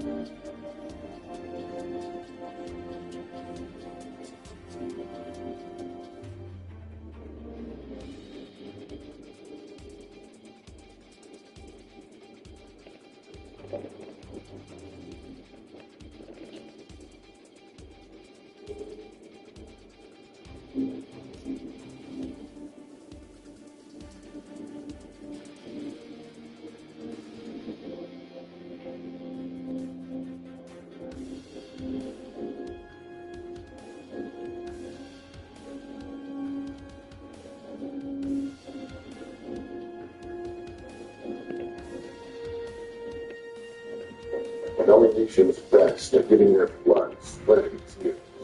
We'll be sweating right alongside Michelob Ultra, a superior like beer. Official being sponsor of the People World Cup in Canada Soccer. Start improving your fitness from day one with real-time data. Your body is telling you your goals. All right, Dolly. How did? There's more life than finding the perfect car. But finding the perfect car can help you get more in life. Whatever you want. Well, guys, he had 2 assists already in his first game. Let's fucking go. Okay. Donnie, you sound like the kind of guy who shared a bed with Michael Jackson and the others. Really? What does that sound like there, Justin Smith? Dear God. Got that dialed into you. Insomniac is fucking great. Dark Knight suit was full of fruits. Dark Knight? No, it wasn't. No, it was not. Go back and watch it, and his first suit was formal with Bruce Lee. It's like I used to be more multiple black. And what's his name was like, and you'll be more multiple. Now it's gunfire. How will it do against dogs? It'll be fine against cats. Basically, Morgan Freeman is basically saying this: you have to repeat but you're vulnerable now. Gunfire. I don't want to hear it. Johnny, shut up. Let's talk hockey. You want me to call this game? He has 3 points in 2 games already for Shane Wright. Let's go. Good trade for me so far. Nothing's happening. I'm sorry. Here we go, though. Hang on. Breakaway for Tyson Forrester. Getting a chance in. Something even got a shot. She lost with that save, man. The back check by Pittsburgh was there. There you go. Yes, all was happening. Wait, the game is on? Now he just won this extension shit. John, you should have screened the Sens game. They lost. Johnny, how much for a quart jar? Name your price. Somebody already asked that, buddy. Forrester. Oh, man, you try to get this on the outside. You know what? You didn't get the shot off. I was wrong. The shot was definitely there. Just chill with the ball. I mean, in the third game, it's a little bit better. I don't know what you got. John, you know, the show Battle Stars on plastic gun. Bracket sidelines. I have one Battlestar Galactica. Good one, yes, no question. They're only saying the game is boring because you said it's boring. No, it's just so on the third game of the league, like the wacky penalty says it's completely gone away. Completely. Philadelphia doesn't look like the same team here tonight. And the goals for Pittsburgh, I mean, yeah, like Lamar making that mistake and Raquel banging his home, that's just like a bang play that comes out of nowhere, right? But the actual back is 4-5-5. You want to stop it, just play. I'm not seeing great highlights. I don't know. No, I'm saying the people in the chat would be saying boring if you hadn't said it. I don't know. It is what it is, man. 35 minutes in and 27 total shots. It's all right. That's what it's the goal. Like, it could be large. Block shots, it could be something. Fuck that, it's the net, right? It's just the vibe of the game. That's how I'm feeling with it. It's slow. It's like a regular season. It feels like a regular season for some reason. All of this thing. All the tippets battling down low. Yeah, the game's dead. It might open up a little bit. He just want to resign me. I have to throw him out then. That could be crazy. Philadelphia just doesn't look like they have their legs underneath. That's all I'm saying. Sheila. Oh my God, Sheila. What are the results doing in this game, man? Trevor Zegers on it. No reason for this. Sheila's had it down low. Zegers moves to finish and Tippett. Tippett goes back to York. Back to Zegers. There you go. Back door. Tapped in. Who was that? Who was that who put it in? What is it? Denver. Barkey. Let's go, young man. Barkey. All right, we got a game all of a sudden. I said next goal wins, right? And it's been a little bit of a snoozer. I'm sorry to say that, Pittsburgh and Philadelphia. Game 3 of those penalties. Game 4 here. I mean, the referees haven't called those penalties and any shenanigans happen. But finally, a little bit of life injected into this game. Denver. Barkey. Backdoor tapped in. Look at Trevor Zegers delivering that puck perfectly. Right there in the crease in Denver. Gets his stick on it. What is he? The first round? He's a third rounder, right? Third round pick. Denver Barkey. First career NHL coach. No. Like, nothing is boring about this game. It's the thing we all play. Can't wait for the Stanley Cup playoffs. Now we get it. Your people aren't satisfied. Buddy, stop it, buddy. Why are you being so argumentative? It's just an opinion, an objective opinion. Some games have an electricity to them. Other games in hockey are more defensive oriented. And defensive hockey is boring hockey, but that's what a coach wants. They want it to be boring. They don't want the adventure. They don't want the back and forth. They don't want the shenanigans. They don't want the fights. They just want it simple and efficient. Nothing wrong with it. You know, their team's up. But it's just a vibe of the game. Relax. Dude sounds like a bitch. Charger, I'm sorry, buddy. I'm not a bitch. Oh no. I'm a bitch now. It's because the question is going to have game this. No, it's just, you just get the vibe that Philadelphia is having an off game. That's a fuck. Get back to within one and anything can happen. That's the game of hockey, right? All of a sudden they can find their legs. You can have some back and forth stuff. So that's what I'm here for. I'm not giving up. I'm not taking off. I'm not leaving the stream. I'm here for you guys. But it's like the league games this year. The second period, we find something else to talk about. Victoria, tell them to switch off. Get off, Victoria. When you jump, your team just got one back. Get off the ice. Daniel Gerard's going to dump that puck in. We got 3 minutes to go here in the second period. Playoff hockey in general is fun depending on the teams outside. That's what Excel has. Doesn't make playoff scoring enough all the time. That's just waiting for something to happen. That's all. Man, we're getting into an argument about whether or not playoff hockey is scoring. Shane Gray had 2 goals against his former team. The energy is a little bit less than what we have game 3. That's all, man. It's boring, says Drell Kidding. All right. What have I started here, man? There you go. All right, there's some rough stuff afterwards. Almost shot by Rasmus Ristolainen for waiting for that stuff to happen. But it's clear that both head coaches have told the team they listen, man. No extracurricular stuff. Get up there and play. Now it's not happening, right? Hold the overtime winner. All right, show me it. There we go. I'm not going to go full screen. I don't want to get in trouble. Thank you for giving me the time. 4-10. Here we go. You guys ready? All right, man. Hold you guys have to deflection. Oh, man. That's always a... When you pull it back in, I know exactly what it's going to be. Did it beat a 5-1 or did it go short side with it? Hang on. Show me the replay. We're going long with the dose. Pull it back in. Watch this, right? Pull it back in. Oh, yeah. Oh, my God. That's a perfect deflection. Can't watch this this time. There's version, the captain throws it on the net, and holds it around. Beautiful deflection. Beautiful deflection right there by Matt Holsey. That series. That's the stage best. That's exciting. I told you the wrong game, huh? Donnie, would you date a trans woman if you have her date for the week? I'm not.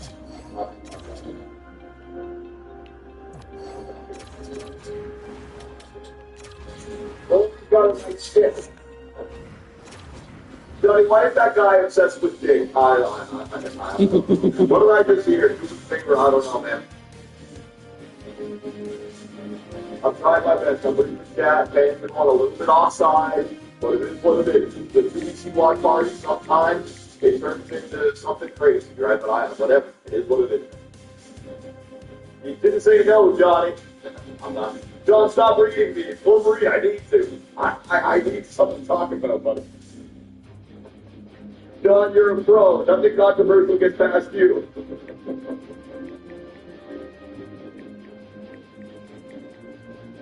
Oh my God. Congrats, Kenny. Most national broadcasts of all time. Ooh, look at this guy.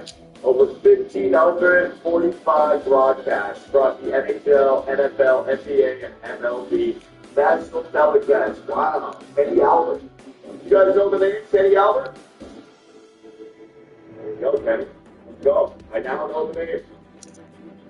John, the VR Arco game is a lot of fun. Oh man, I don't know if I want to give it a shot, dude. Johnny, did you know DC keeps trying to make Catwoman a lesbian, bisexual? What do you think about that? I don't care, man. It's Catwoman. She was, she had a girlfriend in the movie, didn't she? Yeah, they're wrong. It was only a matter of time before we got one of these kids in here, huh? There you go, it's happening. Scream, Johnny, appreciate it. Nathan, thank you, bud. Not that I'm going to need it. I'm not putting any highlights on. Let's do a crazy third period. Most playoff goals versus Philadelphia. Crosby's got 16. Let's go. Johnny, this is like a GM mode commentary. Absolute Catwoman from the comics is arguably top 3 in comics history. Catwoman should make out with my ex-coworker. Most entertaining series for you so far, Johnny. Oh my God, less than 2 minutes to go. I'm just counting the seconds until I can try that fucking game again. And if I fall, I'm going to try 3 times. If I fall 3 times, I got to make that jump. Start focusing on that, alright? Somebody do some freaking research on that game and tell me how I can make that jump. Please, I need help. Playoff stream talking about lesbian Catwoman, Johnny. Oh my God. Johnny, you should do a Dark Knight commentary. Dark Knight, what are you talking about? Like react to a movie reactions? I can't do movie reactions. I don't show my face.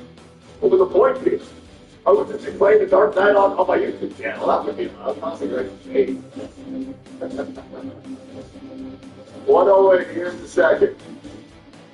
Oh, let's talk about what a playoff Joker Brady Kachuk is. Yeah, there you go. -4, no points. And his team is swept out. And his team is the captain of a team that goes down 0-3 in back-to-back playoffs, man.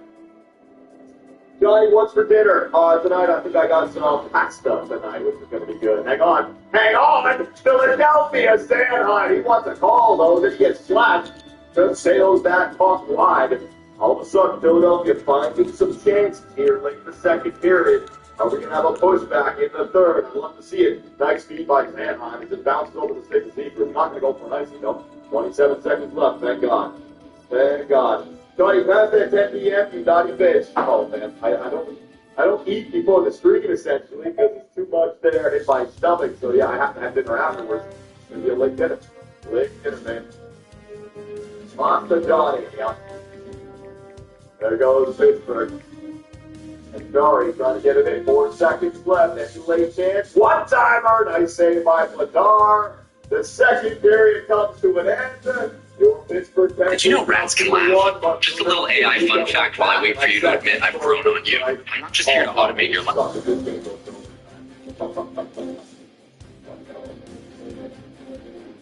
John caused Chernobyl. You know, I was, favorite food, Johnny? Johnny, you should stream some big World Cup matches. It's going to be insane. I don't have enough soccer knowledge to start talking on that. Maybe the World Cup game. But I remember the last World Cup final, Argentina and France. I had a fun time just watching that on my own, right? So I might just do that again. All right. I don't care. You don't want me playing this game. I have walked in. We're doing it. I need a scouting report. You guys can help me out, all right? How the hell am I going to make that jump? You guys have been saying swing. All right, swing. We're back. Now we're back to the main event. We're back to the main event. All right. There we go. All right, we're back. Second intermission. I have the patience, once again, the patience of a monk. I am not going to let the rage in. I have refreshed the Philadelphia Flyers and Pittsburgh Penguins game. 2-1 right now. They've been saying it's a boring game. It's been a little bit slower than game 3. The penalties aren't going insane. I don't know what Philadelphia's doing, but I know what I'm doing. I am getting over this garbage, all right? We got to practice that swing again. The fans have been scouting for me, watching videos, helping me out. They say you got to have a better swing. So let's try that better swing. Ready? Better swing. Like that. I swung over. That's good news. Even though I fell down, that's good news. I was flying on that swing. Is that the kind of swing that you guys are talking about? All right? If so, I nailed it. One at a time. One at a time. Over there. My fingers are refreshed as well. Not tired. Not strained. Up there. Grab that. Grab that. There you go. I took a simple jump. Right? Simple jump. Simple jump. Grab both hands. Beautiful. And now I've got that both hand grab. Same thing. Boom. Right? Like now it's making sense. I'm not flopping over. Let go of that jump a little bit earlier. But the big jump that's coming, you need to get that distance. I don't know if I can. Now go W all the way up. Turn. Right? Let me go. It definitely looks like I'm making progress, but just at this first part. This first part is not supposed to be that. It's not supposed to be that hard. All the way up. All the way up. Buddy, okay, what am I grabbing onto you? Grab that rock. Grab the rock. Grab the rock, and now. What? Just put your hand there. What? There you go. Alright, so that's also something else that you can't just grab moving very fast, right? So if you're going downward movement, boom, you're gonna run into that rock. All the way up. All the way up. Just up there, the blue. Over there. And over there. No problem. Look at me go. And look at me go. All right. Now, let's practice the jump, all right? You guys were saying, John, you got to swing more. All right, I'm going to swing like a man. If I swing my hand that close to the edge, it might be a problem. So I'm going to start setting up my hand in a better spot. Hang on. Ready? Swing out. Swing in. Swing out. And up. And all right. I don't feel like I have enough distance, but let's try. So am I going lower? I'm going to try to go lower with it so I can get more of the swing over there. Hang on. There you go. All right. So help me out. I'm holding down the rest of my fingers. What do, man? What do? There's a double swing, a triple swing, a singular swing. If I jump it, I gotta jump. Go higher. I tried higher. I'm gonna try it here now. Okay, I'm gonna try it here. All right. So, like again with your hand, you got it. All right. So double swing. If I fall off, now I know. So a double swing, launch over both hands. You need momentum. Got it. All right. Go to the right, to the left. To the right, go up there. Just Goldie. This doesn't go far enough. I don't get it. I do not understand. How in the fuck do you launch yourself? Practice. How do I launch myself? See, when I go for distance, he spins around like a mop. What do I do?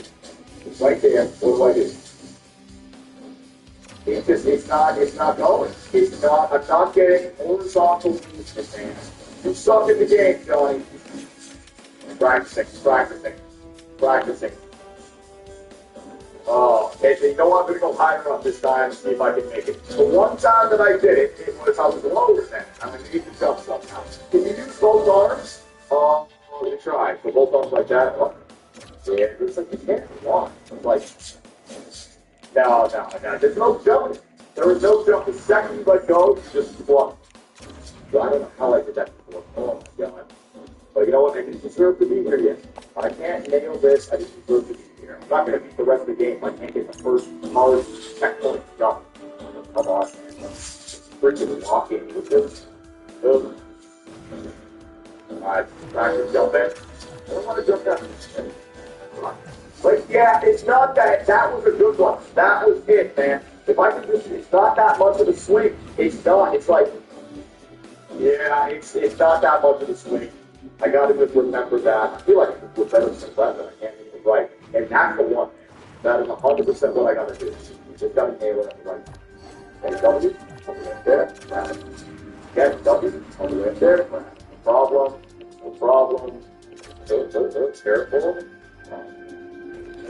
W, yes, on the way up.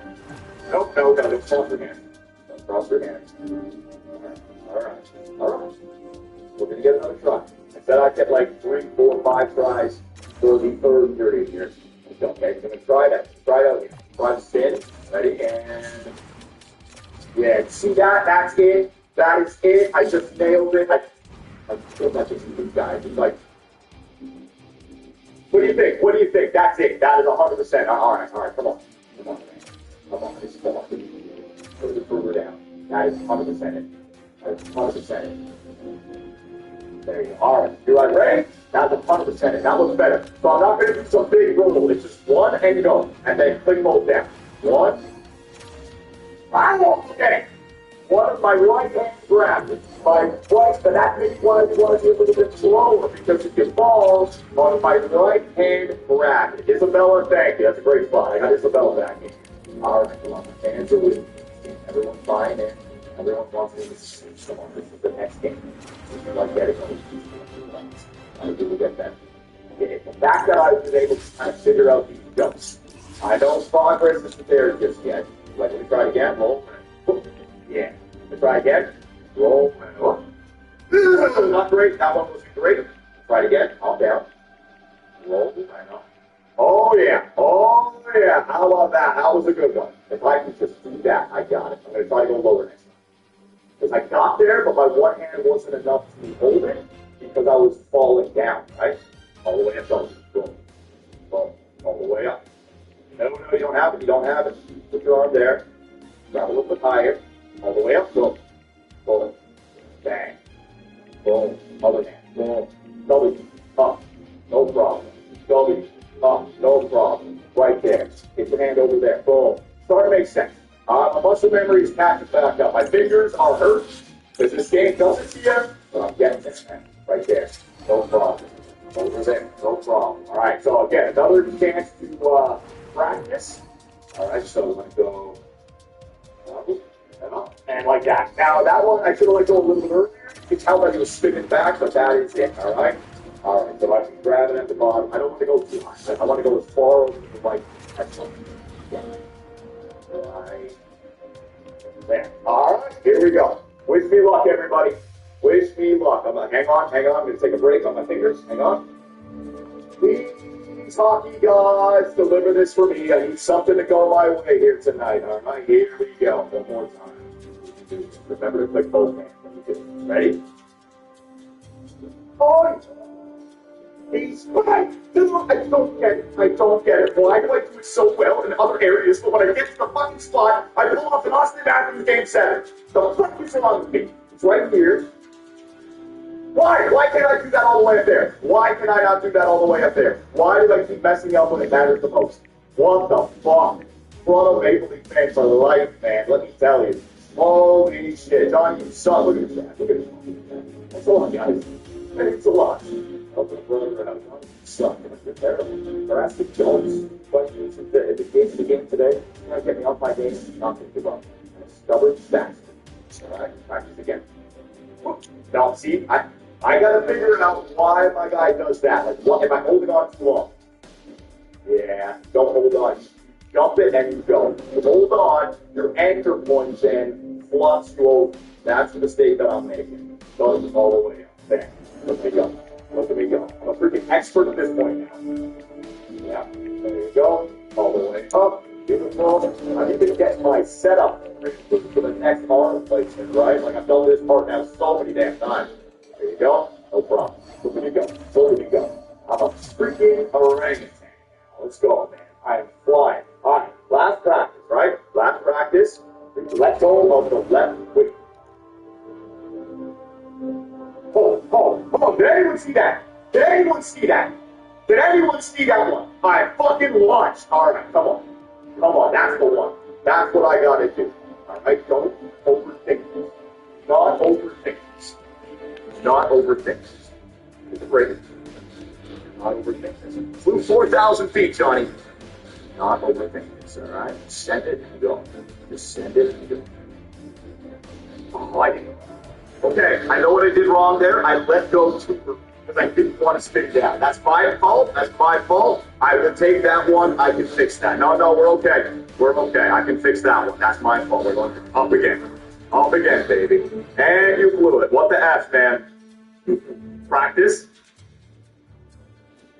Yeah, okay. I can do it everywhere else except for when it actually matters. You know what? I'm not gonna. You know what I'm gonna do? You know what I'm gonna try this time, guys?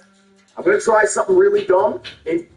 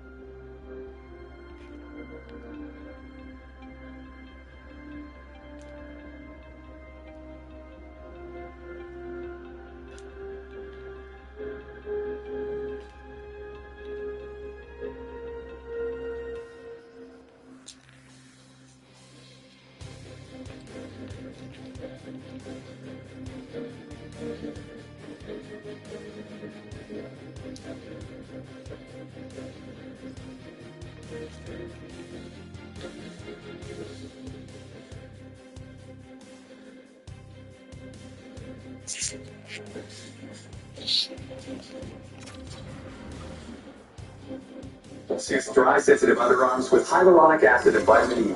Nivea Men Derma Comfort Sensitive. The Subaru Uncharted is the EV for city wildlife. Like the gym rat, who wants lots of stamina on one charge. The Wolfpack, looking for fast charging to get back on the road quickly. The Night Owls, always finding those hard to get into spots.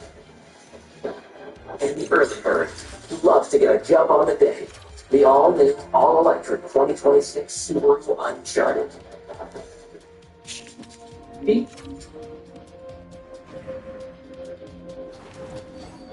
Soothes dry, sensitive underarms with hyaluronic acid and vitamin E.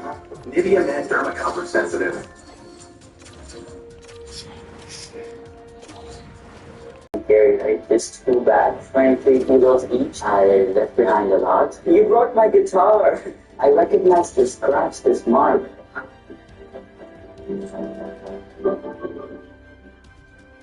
The Subaru Uncharted is the EV for city wildlife.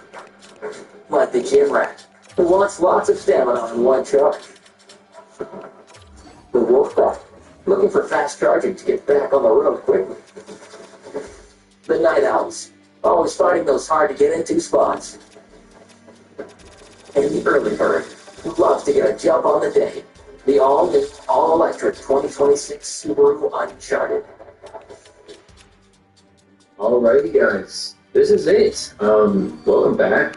If you missed my last video, which, I mean, you might have, yeah, we are starting a brand new account. My last video actually kind of did pretty decent, already 500 views at the time of making this video, which is crazy because I haven't uploaded on that channel in a long time. But as you guys know, I'm going to be trying out a new account. And I know I've said this before, but I do want to stick with this, and it's going to depend a lot on you guys.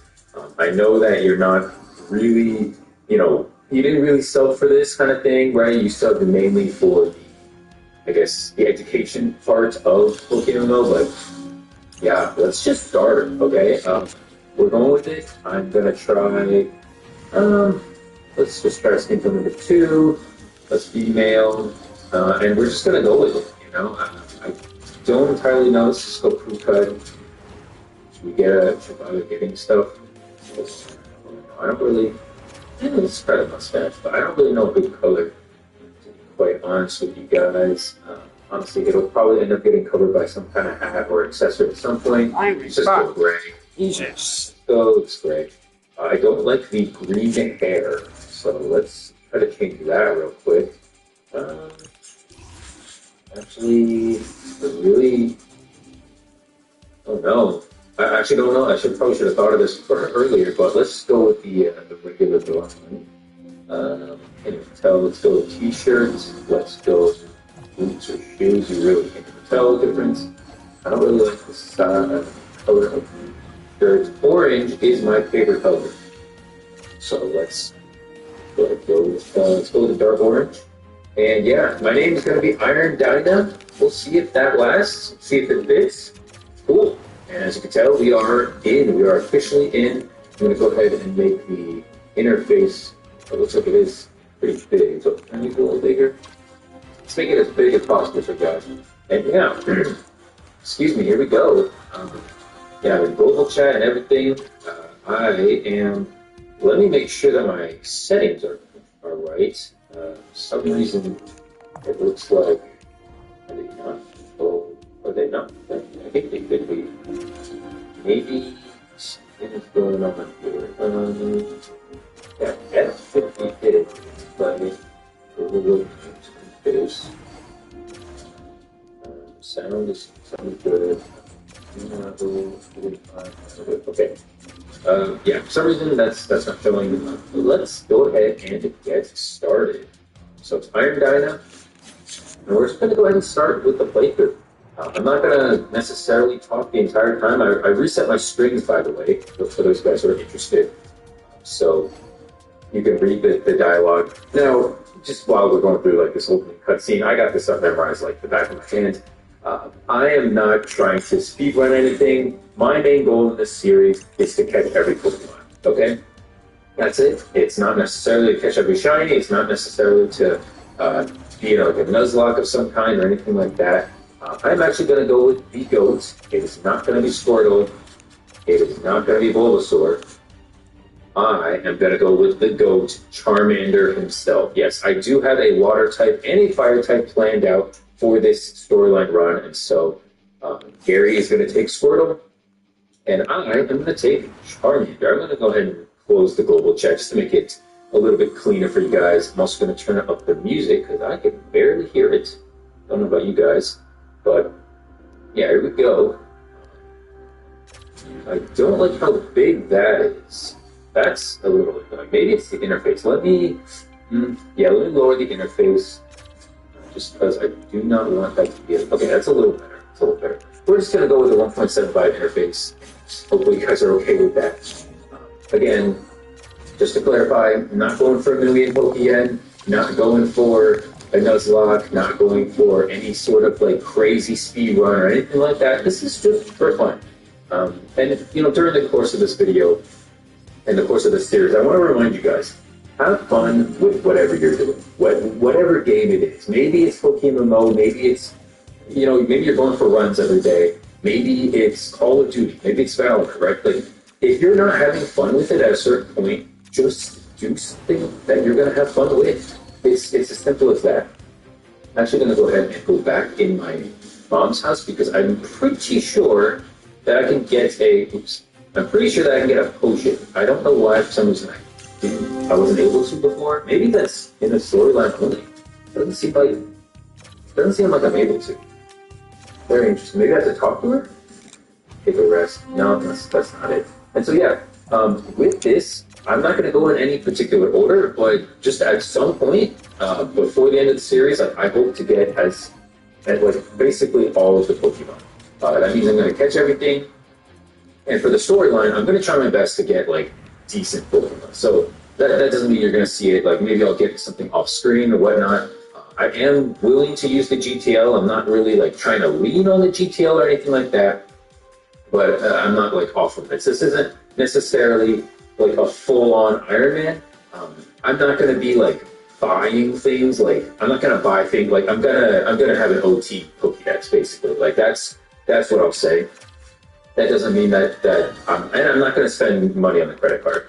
Those are the main things when it comes to the Iron part of my name. Again, I'm not completely off limits GTL and whatever other Ironmans are doing. I'm not going to credit card swipe, and I'm not going to purposely fill out my Pokédex from the GTL. What is it again? Oh yeah, N. So I want to have everything OT. And that means trading with people. That means honey trees. That means fishing. That means super rare stuff like Totodile and Chikorita and all that stuff in Safari Zone. I'm going for all of that myself, and hopefully you guys are going to be along for the journey. Again, I don't know how long this series is necessarily going to be. This could be a 10-episode series. This could be a 50-episode. This could be, I don't know. So let me know in the comment section, if you're watching this, if you enjoy this kind of series. By the way, guys, so many of you guys in my last video, my return video, I expected maybe one comment and maybe 50 to 100 views. For a channel with 5,600 subscribers, it's not bad, right? Getting 50 views. Dude, I got by the time this video goes up, I don't know when exactly it'll go up because I might record this in a couple of clips. But dude, I got 500 views already, and at least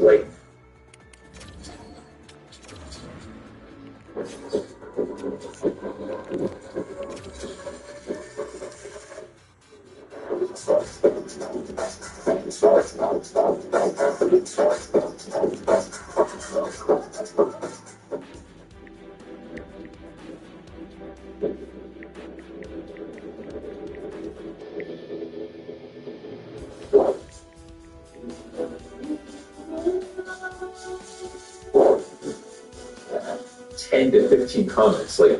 It's insane. It's actually insane, the love and support, and it's hard to leave this community. I'll just put it that way, man. It's really hard to leave. I'm gonna try to capture something. because you guys make it so difficult, because you guys are so welcome every time I'm back. I didn't get any encounter. It's crazy. By the way, in case you want me to do like a playthrough of this part, like this part is pretty self-explanatory. You literally just get the marts. You go to the mart with, you know, whatever the host parcel is. And you bring it back, and it gives you some Pokeballs, and then I'm pretty sure I battled Gary now. Is that right? Or no, I already did battle him. What does he do for you again? He gives you the Pokédex. That's it. Diana and Gary take these. Okay, just Pokédex. Blah blah blah. Yeah. Okay, 5 Pokeballs. Yeah, again, I'm not trying to have the most money. I'm not trying to have the best shiny, the fastest playthrough. Okay, I'm just having fun. And you know, some people in the comments might just be like, "There's nothing special, whatever." But yeah, my personality, my jokes, the way I talk, the way I commentate over this playthrough is the personality, it's the video. You know, it's each video, and I'm not trying to. What do you call it? I just noticed something. Where is my encounter counter? Where is it? I might have to add this in the next video. It's supposed to be something up here that is not showing up. So I'll either... I do want to make progress, and I don't think I need to encounter counter that much right now. Yeah, I'm going to do it... Oh my god, 2 misses? Bro, like 1 accuracy miss. It's crazy. There's no miss again, right? Okay, cool. I'm not going to spoil what Pokemon I want to use, but I have an idea. Nice, Pokeball. I have an idea. And real quick, while I continue on with the conversation and the storyline here, I just want to say some stuff about my main account here, the Dynamite, or, you know, Dyna MMO, as you guys know. I don't hate Pokemon MMO. I don't hate what it's become or anything like that. I think I just realized that I've just grown uninterested in the concept of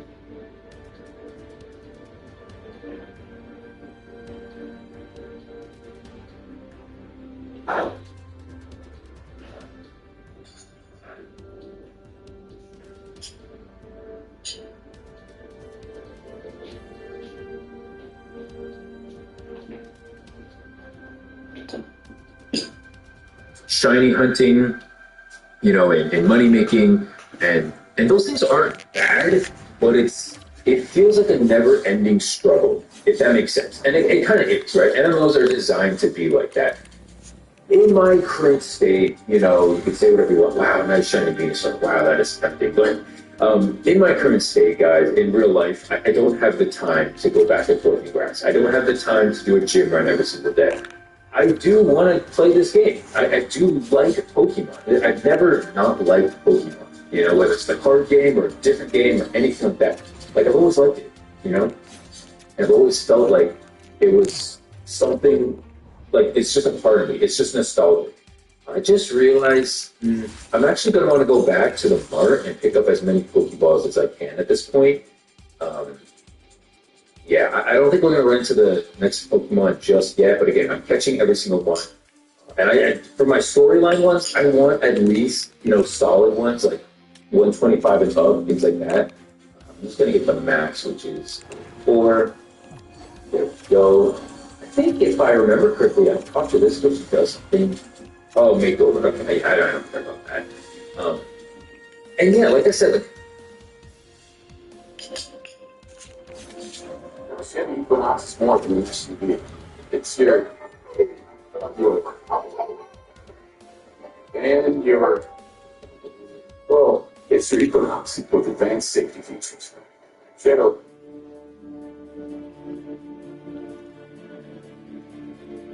I could make videos about best moneymakers, best this, best that, new gym rerun, blah blah blah, new Elite 4 rerun, but like, guys, I'm not interested in that stuff. You know, I really wouldn't do it more than just the one time I do it for the video, and that would be it. And that's fine for some people.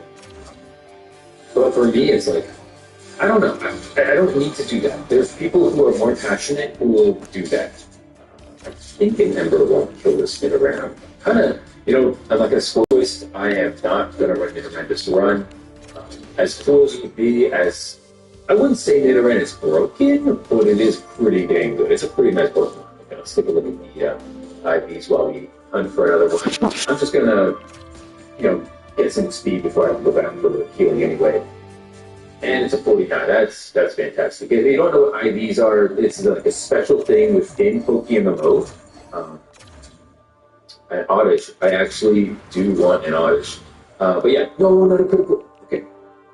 Yeah, IVs are basically like individual values for each Pokemon. Every single one you catch is different. So like this Oddish could have, you know, super low, and then the next Oddish I have catch could have super high. Like you really don't know. That's what I mean by every single Pokemon is different. Not like every Pokemon species, but every single individual catch. Now Oddish is actually something I will admit I do want, and this one low-key kind of decent. Low-key, 30 special attack and 23 speed. This was pretty decent. I could probably do a little bit better, and off camera I probably will try to do better. And by off camera I don't mean like I'm gonna come back or whatever like that. Like it's just like off camera as in like I like in my free time. You know, in my free time I'm gonna do some training and I'll update you guys. But yeah, man, I'm excited for this series, you know, like catching Pokemon again. not worrying about like how much things are going to cost. Because again, like I could sell these things. I could sell these on the GTL, and maybe I will eventually. All right, to the Instagram Rattata. Maybe I will eventually, like one day or something like that. But I want my Pokédex full of basically one of every species. That's what I want my boxes to be full of. Again, don't care about shinies on this account. If I get one, cool. If I don't, I don't. But I want a team that I appreciate, that as cheesy as it sounds, that I take care of, and that I roll with. That hopefully you guys are going to be rolling with me for, again, however long this series is. It could be a year, it could be, a month. It'd probably be longer than a month, realistically. But yeah, let's go ahead and go through it. I don't know if I'm quite leveled enough. And also, I kind of want to be better polish than this. Pop speed. No, she doesn't do anything. A lot of these NPCs, I gotta remember, it's been a while since I played. Well, a lot of these NPCs don't do anything. There's no item.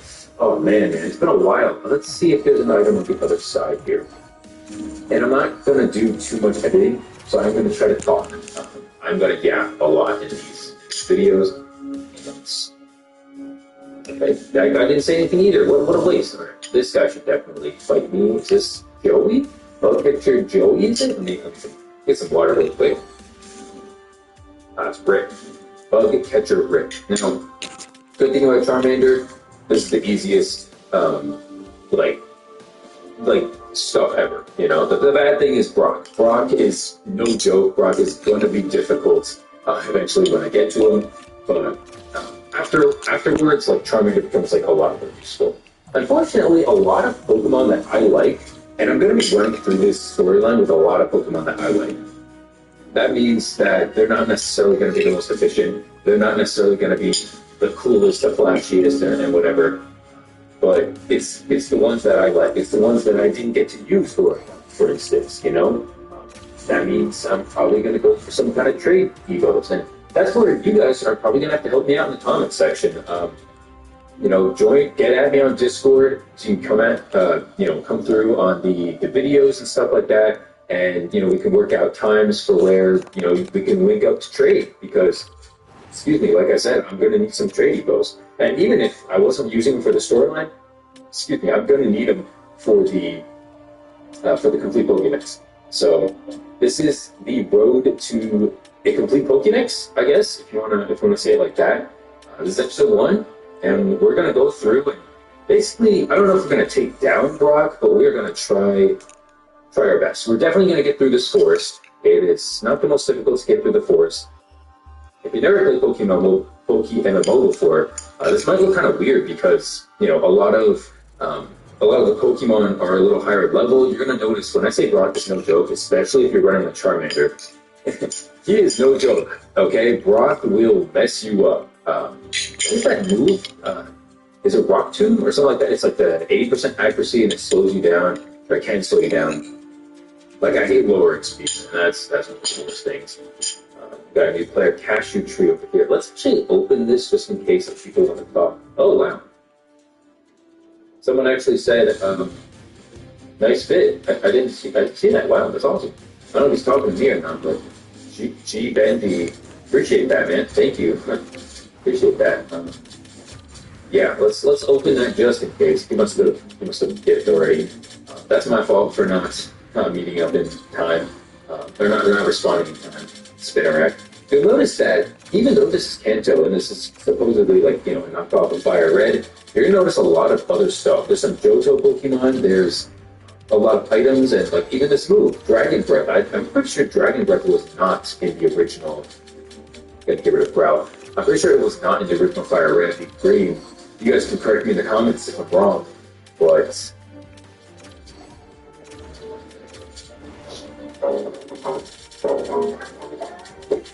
First round pick, excuse me.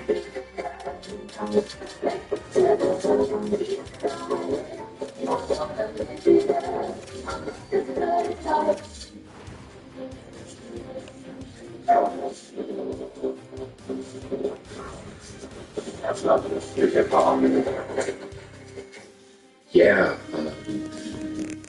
that's why Pokemon is different. looks like there's a raid over here. I don't do raids.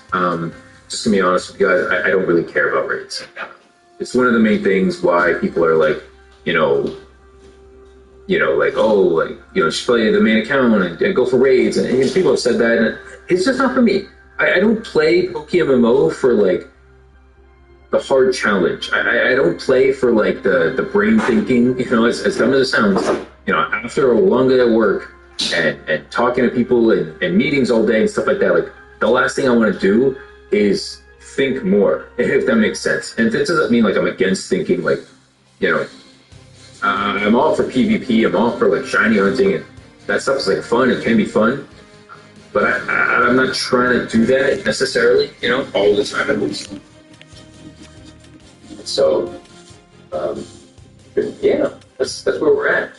Let's take out this next trainer. Making pretty good progress. It is pretty difficult to non-stop yap for like 20 minutes, 30 minutes at a time. Again, don't know how long these videos are going to be. I do want you guys to really chime in. Do you want super long videos, like hour long? Do you want just half-hour installments here and there? Yeah, let me know. It's going to be a new playlist. It's going to be fun, And hopefully this will like revitalize my interest in Pokemon and Pokemon. Because again, man, my main account, like when I caught everything, when I did like a good amount of shiny hunting and money making, it's just like, at certain points, like, okay, I got my dream White Rabbit plush. I got my shiny blah, blah, blah. Like, I know I didn't finish my shiny Beldum, and that's something I can eventually come back to do. Eventually.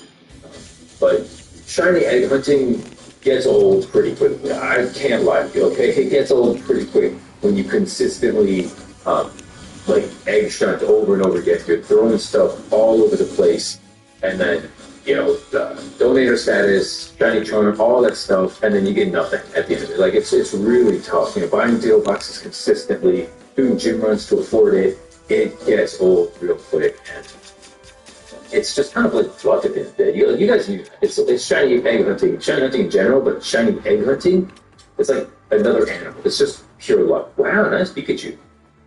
And hopefully, we can recapture the love of playing Pokemon games. It's not just about being the most mechanical savvy. It's not just about being the most efficient and the fastest to finish something, the most completionist, the richest, the most shiny. It's not just about that. While that's good and all that stuff, it's about catching Pokemon. It's about creating bonds with the Pokemon you catch and, striving towards something. Let's take a look at the speak trivia. Brave Nature, 97. All right. Yeah, let's just keep going. I do want an Oddish. That is going to be the first member of the team. I actually do not remember. Is that a shiny Scizor? Oh, shiny Roselia, nice. Well, let me check. While I have you, I can check the Pokédex for Oddish, and it is in Kanto. What's that over here? Where is he? Do I even have the map? I don't remember if I picked up the map or not. Nice, Bellsprout. Okay, we don't have that. It's like cool to see Pokemon that we don't have yet, So I'm assuming if Bellsprout's in here, then I'm assuming Oddish is going to be here as well. Let's try a Dragon Breath. That might actually kill him. Maybe I should have scratched. Yeah, I should have scratched. Whoopsie, live and learn. Alright, Charmander is already level 13, almost going up 14 here. We are making good progress. Okay, Pidgey with this. Oh, actually, I don't have a Pidgey yet. What the? I must have not have called. I guess everything I throw a ball at is in my party right now. Sand attack. This could get annoying real quickly. Okay, nice. Hit him with a scratch. And a Pokeball. We're up to 1,000 yen again, so just, trying to keep track of that. And, yeah, I'm not running Pidgey on this team because we already have Charmander, and Charmander is it's going to be a flying type. So, yeah, man. Looks like a lot of people chose Charmander here. It's kind of funny. But yeah, let's see. Let's take a look here. Alright, another Bellsprout. We're just going to scratch. we're just gonna hit him with a scratchy scratch right there. And another ball. We got 5 balls gone. Or 5 balls left, rather. And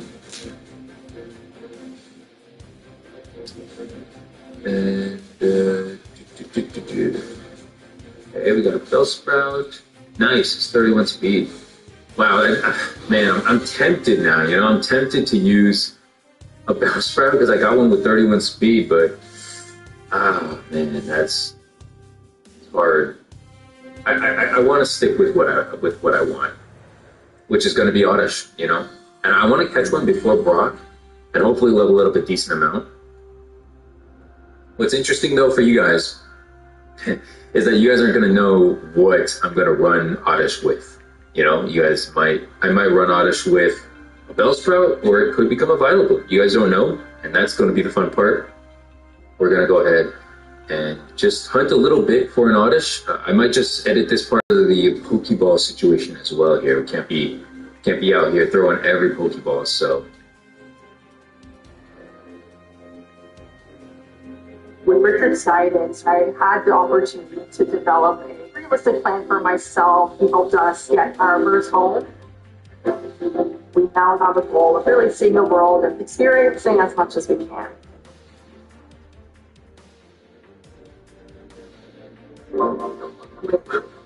Start improving your fitness from day one. Real-time insights and guidance built around your goals. See where move can take you. Let's go ahead and hit him with one. Nidoran. I'm not going to spoil it for you guys. Or actually, I will just spoil it. I'm not planning on running Nidoran. Unless it's like a 5x31 or something like that, I doubt I'm going to be running it. Let's take a look at the Nidoran. Yeah, nothing special here. We keep going. See if we can get into Oddish. I haven't seen one actually, so very interesting. All right, we found another Oddish finally. A little scared to scratch it. I think I'm level 15 now on Charmander. All right, that's great. Okay, well, good to know. For the next Oddish, we are not going to be able to scratch it. Well, this was a waste of flip. I'll be right back. Finally, after another good amount of encounters, finally another Oddish. Let's go ahead, hit him with a ball. He's sleeping. We should be good. Yes, okay, cool. And one thing about this first Oddish, it's Jolly, which means it's lower special attack, and I don't want that. Rash is actually decent. I mean, it's a 132.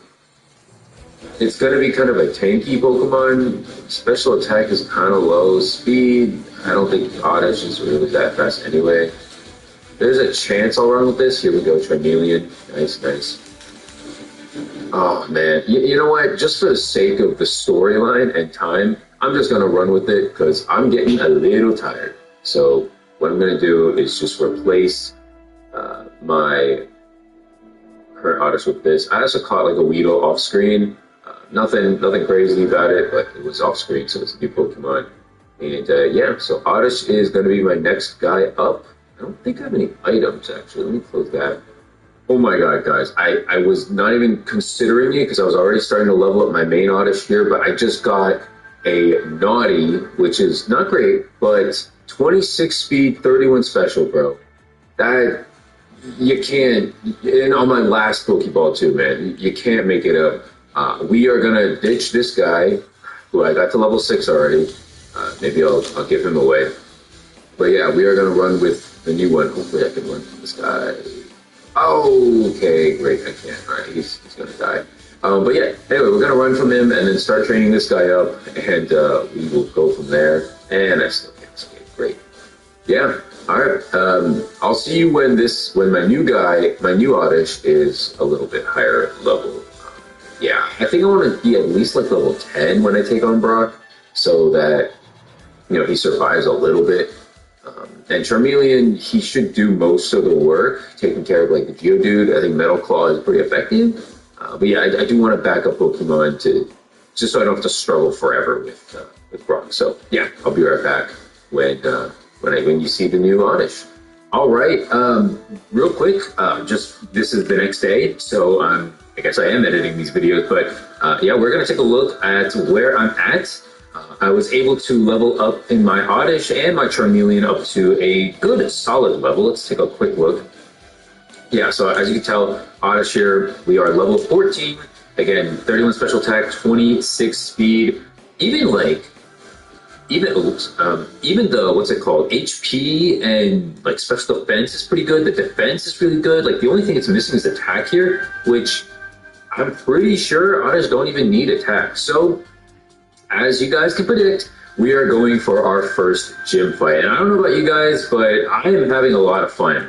It's just been really nice to not worry about like being the most efficient and trying to figure out how to make money and all this stuff. Like, that's fine. That's how you're going to keep playing the game. But like I keep saying, I probably said this yesterday, but you know, it's the same video for you guys.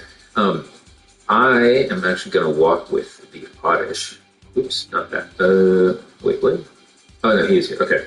So I'm pretty sure I took down this trainer already. Oh, I didn't. Okay. I think I faced this trainer and then lost. So we're going to take a look at here again and try to beat Camper Liam. Here we go. He's got a level 10 Geodude. This is, it should be pretty cake. You know, probably going to have to come back and heal after this. So I definitely should have thought about that. But yeah, it might... Oh, what is that? Sturdy? Okay, Sturdy. That's no biggie. I think he's got Rock Tomb. I think he's got Rock Tomb. What's he got? Yeah, Rock Tomb. Okay. We kind of have to hope for a miss. I'm decently nervous about his Onix. If I'm going to be honest with you guys, I'm pretty nervous about his Onix. Now, he is 4 times weak to my Mega Drain, and Mega Drain's only 40 power. I got stabbed, yes, but there's no guarantee. Let's see how we face against this Sandshrew. Unfortunately, that speed thing is going to suck. He didn't do too much damage to me, surprisingly. Excuse me. So there's a chance. There's a chance. Can we one-hit this guy? We can. Wow. Okay. Honestly, wow, we got full health back. I think I'm going to take a shot here. Nice, nice. Solid level up. Yeah, I'm going to take a shot here and go for Brock. Does anyone know when Oddish evolves? Actually, let me check that real quick. That's Pokédex. Sorry, real quick. Evolution tree, level 21. Okay. All right, here we go. We are facing Brock, Gym 1. Again, we're kind of taking our time. I did a lot of off-screen training. So yeah, that's why you kind of just saw, like, I had a level 3 Oddish, and then all of a sudden he became level, like, 14, 15. Yeah, that's what's going on. I did a lot of off-screen training. But yeah, we are in this, okay? Here we go. He's got a... low-key, part of me is like, maybe I should have growth first, but also, I'm pretty sure his Onix will get one hit, so not too concerned here. The Rock Tomb is actually really annoying. Ooh, that did a kind of a decent amount of damage. I can't risk going second, so I'm just going to sacrifice Swap. So I'm going to tank a Nidoran, he can Rock Tomb me, and then I'm bringing Charmeleon, take it out. Maybe do a little chip damage, maybe get a burn. Oops. Maybe get a burn on his Onix. That would be nice. I don't think I can take this guy out. I guess I'll poison. Okay, yeah, he's got it. Oh, did I poison him? Oh, I poisoned him. I guess that's good. Okay, I just get a free swap in then. Okay, what I think I'll do... Oh, man, it's tough. I'm actually going to go Charmeleon first. I'm pretty sure one Rock Tomb and I'm dead. So I think I've got Metal Claw. Low key, maybe I should do more damage with Metal Claw. Let's see here how much we do. Pretty good chunk. Okay, Charmeleon's for sure he's done. There's no shot he's living this. He lived! What? Oh, because he's only level 12. Why did I think his Onix was like level 15 or something like that? That's nuts. Wow, I don't even think I need Oddish at this point. I mean, maybe if he got a crit, maybe. Oh, he is going twice here. Wait, low key? Low key, am I dead? Oh, I lived. Okay, well, that's crazy. I guess I might have overleveled or something because, wow, that's nuts. All right, cool. The good thing is I'll need Oddish anyway for Misty. Preferably, probably going to be a Gloom by then. But yeah, level 26 now, as you can tell here. Awesome, awesome. I think I'm going to go ahead and heal up, and then we're just going to progress on. A lot of the like training and stuff like that, like I'll do off screen. Yeah, it's going to be nice. Loki, one of my favorite Pokemon, if I'm going to be honest with you guys, would probably be like a shiny Oddish and that family line. If I had to pick a shiny like to get from my current team, obviously Charmeleon / Charizard, like, you know, the goats. You got to get the goats. Also, I got to pick up some Pokeballs because I used a bunch trying to pick up Oddishes. I don't want to spend everything, so I'll just buy 5 more. Yeah, and then I know I missed Mankey back there, but again, we're getting running shoes. Yes, finally. Definitely need running shoes. But I know I missed Mankey, and I might have missed something else. I caught a Caterpie off screen as well. Oopsie. Take a look real quick. I am trying to run with probably just Kanto Pokemon, but, you know, if I see something that's like crazy cool, then, you know, potentially I might run with it. But yeah, anyway, you'll notice that I have like the characters a little off here. I'm actually going to go ahead and take that back and make it unlimited, just because it's fun to see everyone. It's a little chaotic, but it is fun. Let's go ahead and start dealing with some of these trainers. I think trainer fights I'm more likely going to keep because it's kind of hard, but like, you know, random battles and training and stuff like that, that kind of stuff I might slowly edit out.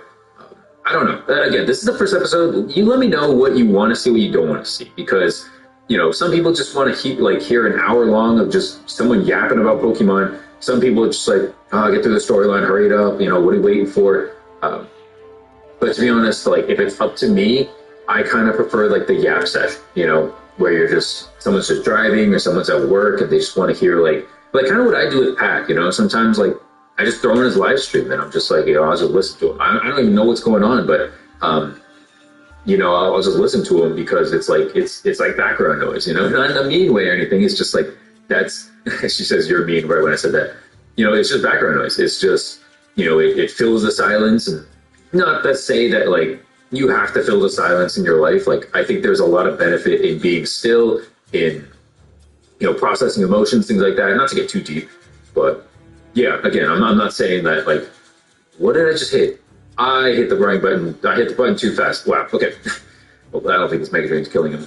That was crazy. What a waste.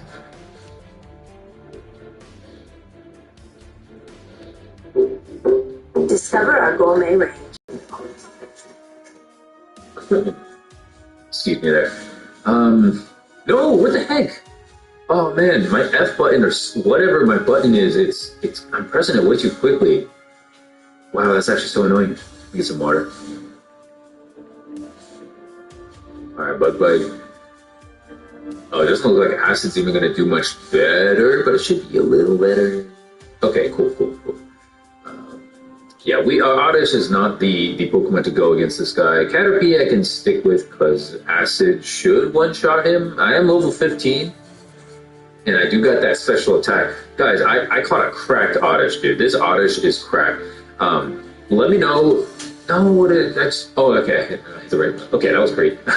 But yeah, let me know what names, okay, for Charmeleon and Oddish. Let me know if you have any like funny names, if there's something I said that's funny, or, you know, you just want to run with something that's funny. Yeah, let me know. I'm having a blast. You know, it's fun. This would be really fun to like live stream too. My fear, and kind of the reason why I stopped my last, you know, run or playthrough, was when I got to like the dungeons and stuff, and I felt like I had to like post all of them or go through all of it. But it's like, I don't know if I need to do all of that on screen. I feel like that gets a little like repetitive, well, very repetitive, being honest with you guys. It gets very repetitive very quickly, and so yeah, I'm not you know, I don't need to do that, and I don't want to rush too, you know. If this is the only video you get from me for like 2 weeks, like, honestly, kind of like, so be it. You know, again, I don't want to rush. I don't want to make any mistakes. I don't want to burn out. A lot of you guys were super supportive in my last video. That video hit like 1,000 views. I was like, what, dude? There's that many people. Like, people are dedicated to this game. People want to see content for this game, and I wish I had more time. I wish I had a little more passion for like MMOs in general. Maybe like 10 years ago, when I was in college or high school, like I could have been like, not a big name, but I could have been like way more on top of things, and streaming and stuff like that. That's just a scratch, really. Yeah, but these days, man, with a lot more responsibilities, and even like a couple years ago when I was doing Pokemon MMO videos like full time or like basically full time, and I was playing the game, I was shiny hunting a lot. Like those days they're not gone forever, but it's just those days are like so much harder to get to find, to have the time to do. And if you're not there yet, you probably will be one day. We are not young for.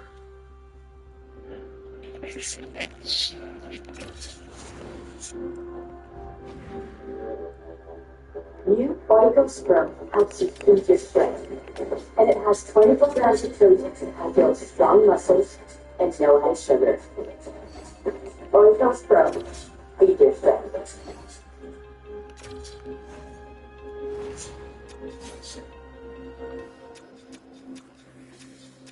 For long-lasting cleaner breath, you need a bacteria-neutralizing toothpaste. Get that Crest Clean Breath. Welcome back. Looking at the Winnipeg Jets today, if I continue with my videos, looking at teams that missed the Stanley Cup playoffs in 2026. The Jets were considered to be a playoff team coming into this season, and at points they looked really good. They had a strong start. Then towards the end of the season, for a short stretch there, it looked like they might dig themselves out of this mess and maybe be number 2 wildcard. The Canes, of course, got that number 2 wildcard spot, but it was really up in the air, and at one point it looked like Winnipeg might have shot at it. But they did fade. They ended up 35-12, so 82 points and a 500 record, which is not good enough. And this is the team that won the President's Trophy last season. So while I don't know if they were as good as that President's Trophy win would tell you, I don't know that they were as bad as this season would tell you either. I think the reality is somewhere in between. And it is up to Kevin Cheveldayoff, the general manager, to decide who stays and who goes, and that's what makes it a little bit dicey. This is a Winnipeg team that you can tell the frustration. It was there late in the season. The frustration's there with the players as well at the end of the season. And that's something we talked about as well. Coach Scott Arniel, I think Arniel's a decent coach. However, we don't say coaches are hired to be fired. So how long of a rope does he have for next year before things might change? Or might things change later in the offseason? We've seen that before, where all of a sudden the coach is out before the season gets rolling. So the great trust in Winnipeg, I think, is going to be under the microscope a little bit. I do think the President's Trophy win last year probably garners them some good win at this point, but we'll see. Now, when they fell off, I was debating about whether to put up the way they finished the season or the middle of the season. I thought, let's go with the middle. December 15th to January 8th, they lost 11 in a row. They went 0-7-4 during that time. And even though the West was mediocre and all that 0-7-4 basically cost them the playoffs. If they'd been 500 during that time period, we probably would be talking about the Winnipeg Jets as the number 2 wild card. They'd be playing against Colorado. They might not beat Colorado, but they could have very well been the playoff team. Now, in the Dusty State category, I put up Hellebuck. Hellebuck being upset and basically not wanting to talk about his long-term future with the team when the season's done. I think it's going to depend on what management does from here. I don't blame Connor Hellebuck. He's getting into his mid-30s. There's a limited amount of time left, even for goaltenders, and he wants to win one. And so there is the possibility that maybe Hellebuck decides, all right, it's time. And like I said, I can't really blame him for that. Now, with the future, there are a few good players who've had their debuts or played a bit for this team. Realizing here, since we're between the second and third period of the game between Philly and Pittsburgh, I don't want to go back and restart them. It's all these colors, different colors. Drives me nuts when I do that. But how else am I going to learn it? So the future, Jaeger. Jaeger played a few games at the end of the year. Roseanne looked pretty good for them towards the end of the season. He came over for Buffalo. And Lambert. Lambert may very well get another chance with this team next season. But But Lambert, at this point, I feel like the hype around him has died down quite a bit. And if the Winnipeg Jets are going to have a bounce back next year, which I've got them as 50-50, whether or not they get back above the playoff line next year, they're going to need more from the young guys. They're going to need more scoring depth. And it's a top conversation we had during the season. Now, cap space for next year currently listed as $20.19 million. However, Perfetti's a restricted free agent, and if they want to keep Perfetti, probably have to pay him. We're saying he's a restricted free agent as well. I don't think it's going to cost a lot for him. He's got limited NHL games played at this point in time. On the UFA side, Nyquist, who had kind of a nightmare season for Winnipeg, his contract comes to an end. Taves was just signed for the 1 year. If he decides to come back and work with Winnipeg, I don't know if he's going to decide to come back or if Winnipeg will bring him back. They got Colin Miller, Bryson, first was a rental at the deadline. Heinola. So Heinola is officially a free agent this summer, and I don't think he re-signs in Winnipeg. We'll be interested to see what Heinola is, whether or not there's another team in the NHL that wants to employ him at this point, or if he's going to have to go to Europe and earn a job with the NHL. I think somebody will sign him. I think he's still getting out there. It's not going to sign somebody signed him. And Comrie is a restricted free agent as well. So you bring Comrie back, you give Millis a chance at that backup job. What do you do if you're Winnipeg? That's going to be interesting. Pricing contracts. I'm normally able to find them. The teams at pricing contracts, well, maybe it's a little bit high. With Winnipeg, there's not really anything there. Like I thought about putting up Lowry at $5 million, but I think he's a captain. They're not in any kind of cap trouble right now. And he's an emotional leader for the team. So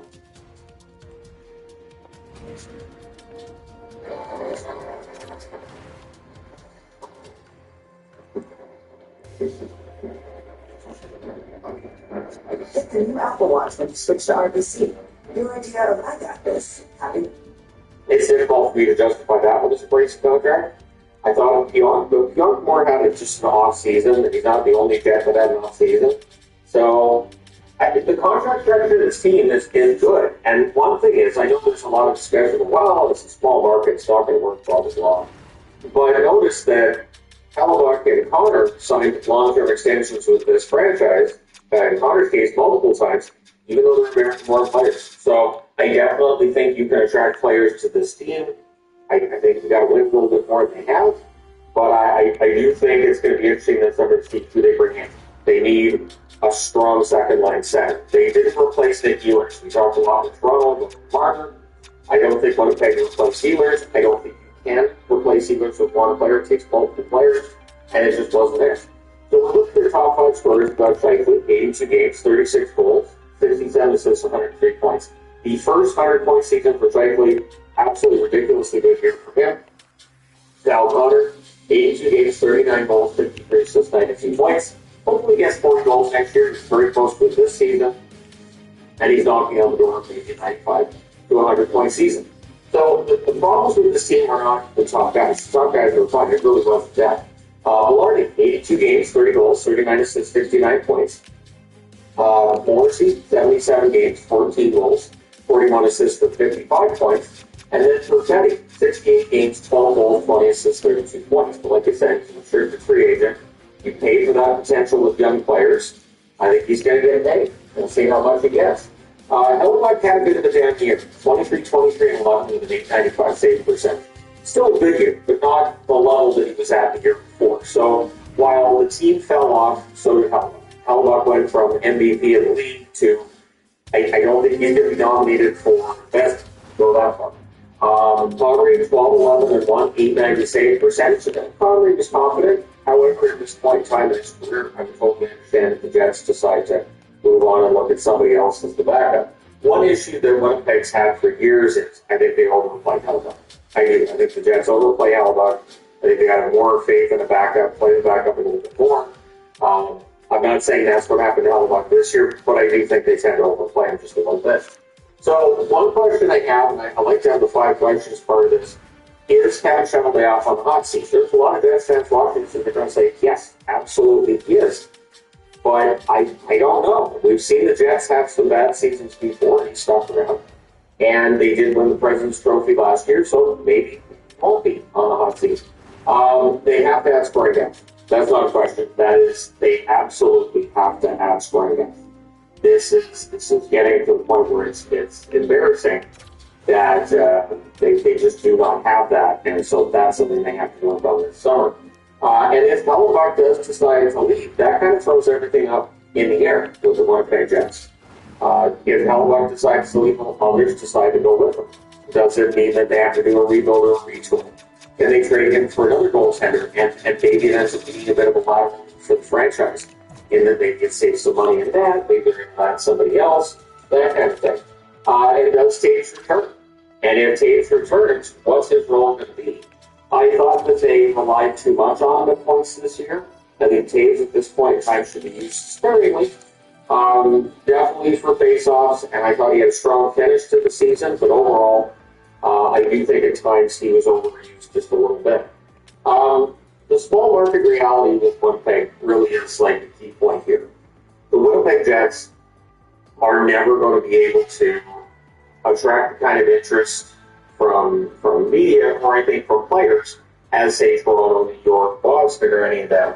And in terms of generating revenue, they're always going to be down towards the bottom of the league. And so with that reality, it is difficult for the Jets to build themselves up to a dynasty and, spend the cap all the time. I'm not saying they can't, I'm not saying they won't. I'm saying it's just a little more difficult for the Jets than it might be for another team. But they do their best. And as we saw last year when they got the President's Trophy, they could put together a pretty darn good team.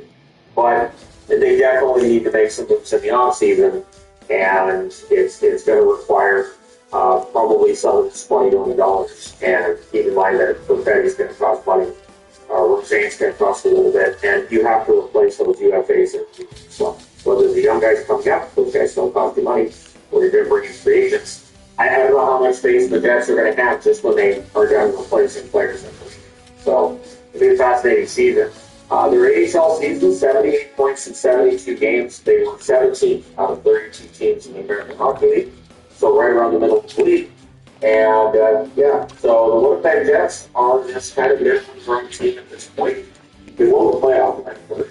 Looking to get back above the playoff. So the question they have for Jets then, they're one thing to do.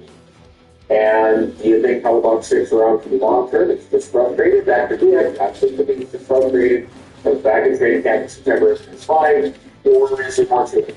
And is this a team that claims some sort of reasonable?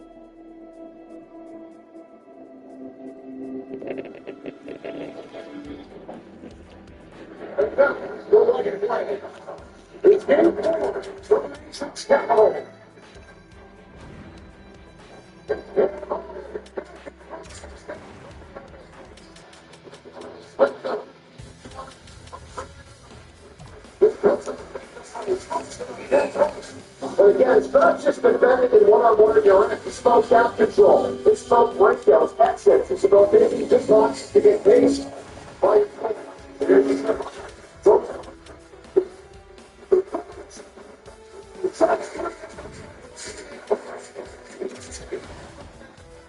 Baseball, really good baseball. Just put this to the you see Cousins, he's kneeling down as this thing goes over the top of him. And Emmer takes it around. Anderson.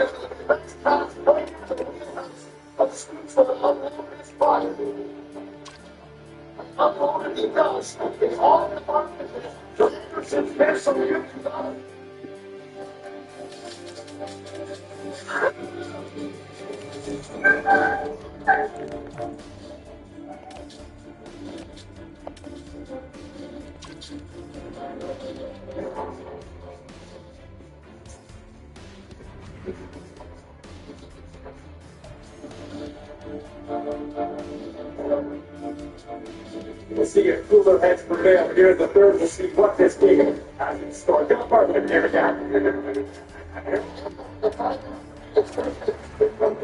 Crossfit barrel. From the other end, but to down. Off. Jumps to the side. To the forward side.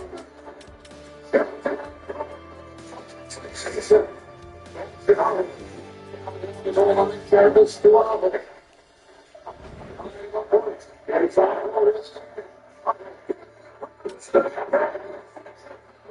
One goal in the series, but they have got loose very much as well. The second line here, the damage, it is moving one fiber coming off the ball, but it's on the back foot a little too much. You got to lean way back to take that. And sit back to front, strokes it out, sit out. So the guy gets in there, takes it down. Let's get back. Seven. Let it go. Push it to the front. Now, push hands forward. Back to the left. Yeah, very forward. Sit up and forward. Back to the left. Up to the top of the side. There's ground.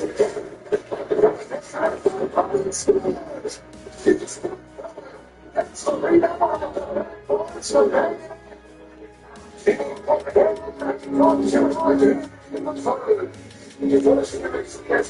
This is very unconventional for us, but the line back forwards travel not the ball or take the step. A looking stand golden.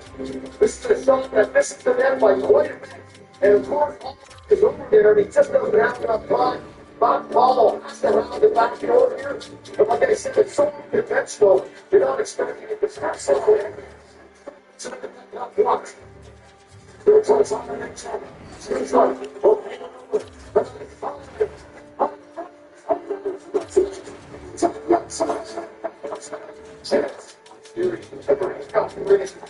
Well, across one of that, the foul from Stutzla. And one play by that foul and drive to the net and get to the net. And off that rebound, bounces to get a really good look at it. Here's the drive from Montpellier. There's the rebound, and there's the scoop off the stick, and it just misses the side of the net. As we look at too many penalties for Carolina. Our guys got to get over in front of the net for Tuesday. They'll slow. You can't make it 50 times goal.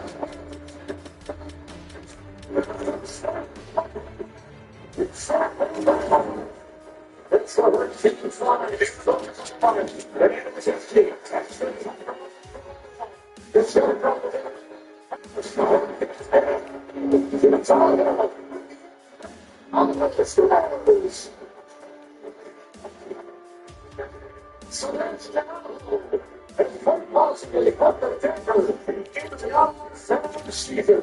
And all down to spending times in the playoffs. It's going to send the team home. Inside out home on two guys who have to be honest. And Chuck Water back there to push it. Good job. Down the balcony. Somebody touchdown.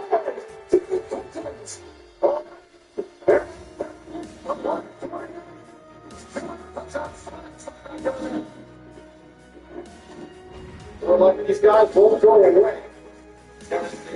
He's off the end possession back as he gets it behind the net and throws this up in front. And we have not seen this very often, maybe a handful of times in this series, that they lose position in the defensive zone, as Svechnikov does not pick up Dylan Cousins, and he deposits that into the back of the net. All on for him, back between the lights. He'll fight it over. It's like 7-5. It's like 7.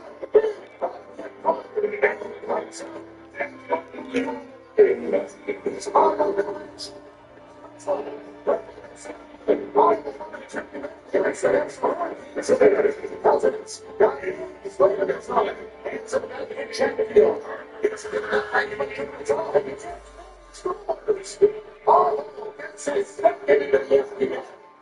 and all was furious. They thought it should have been truly definitely against Carolina. The call was in Maine. Chatfield throws this up to the tip. And all I'll get a second. But the Ottawa Senators advance to the second round of the Stanley Cup.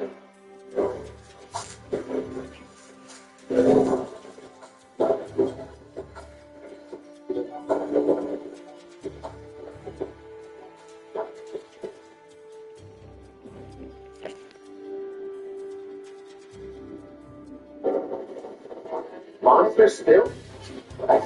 Bounty. The quicker picker up.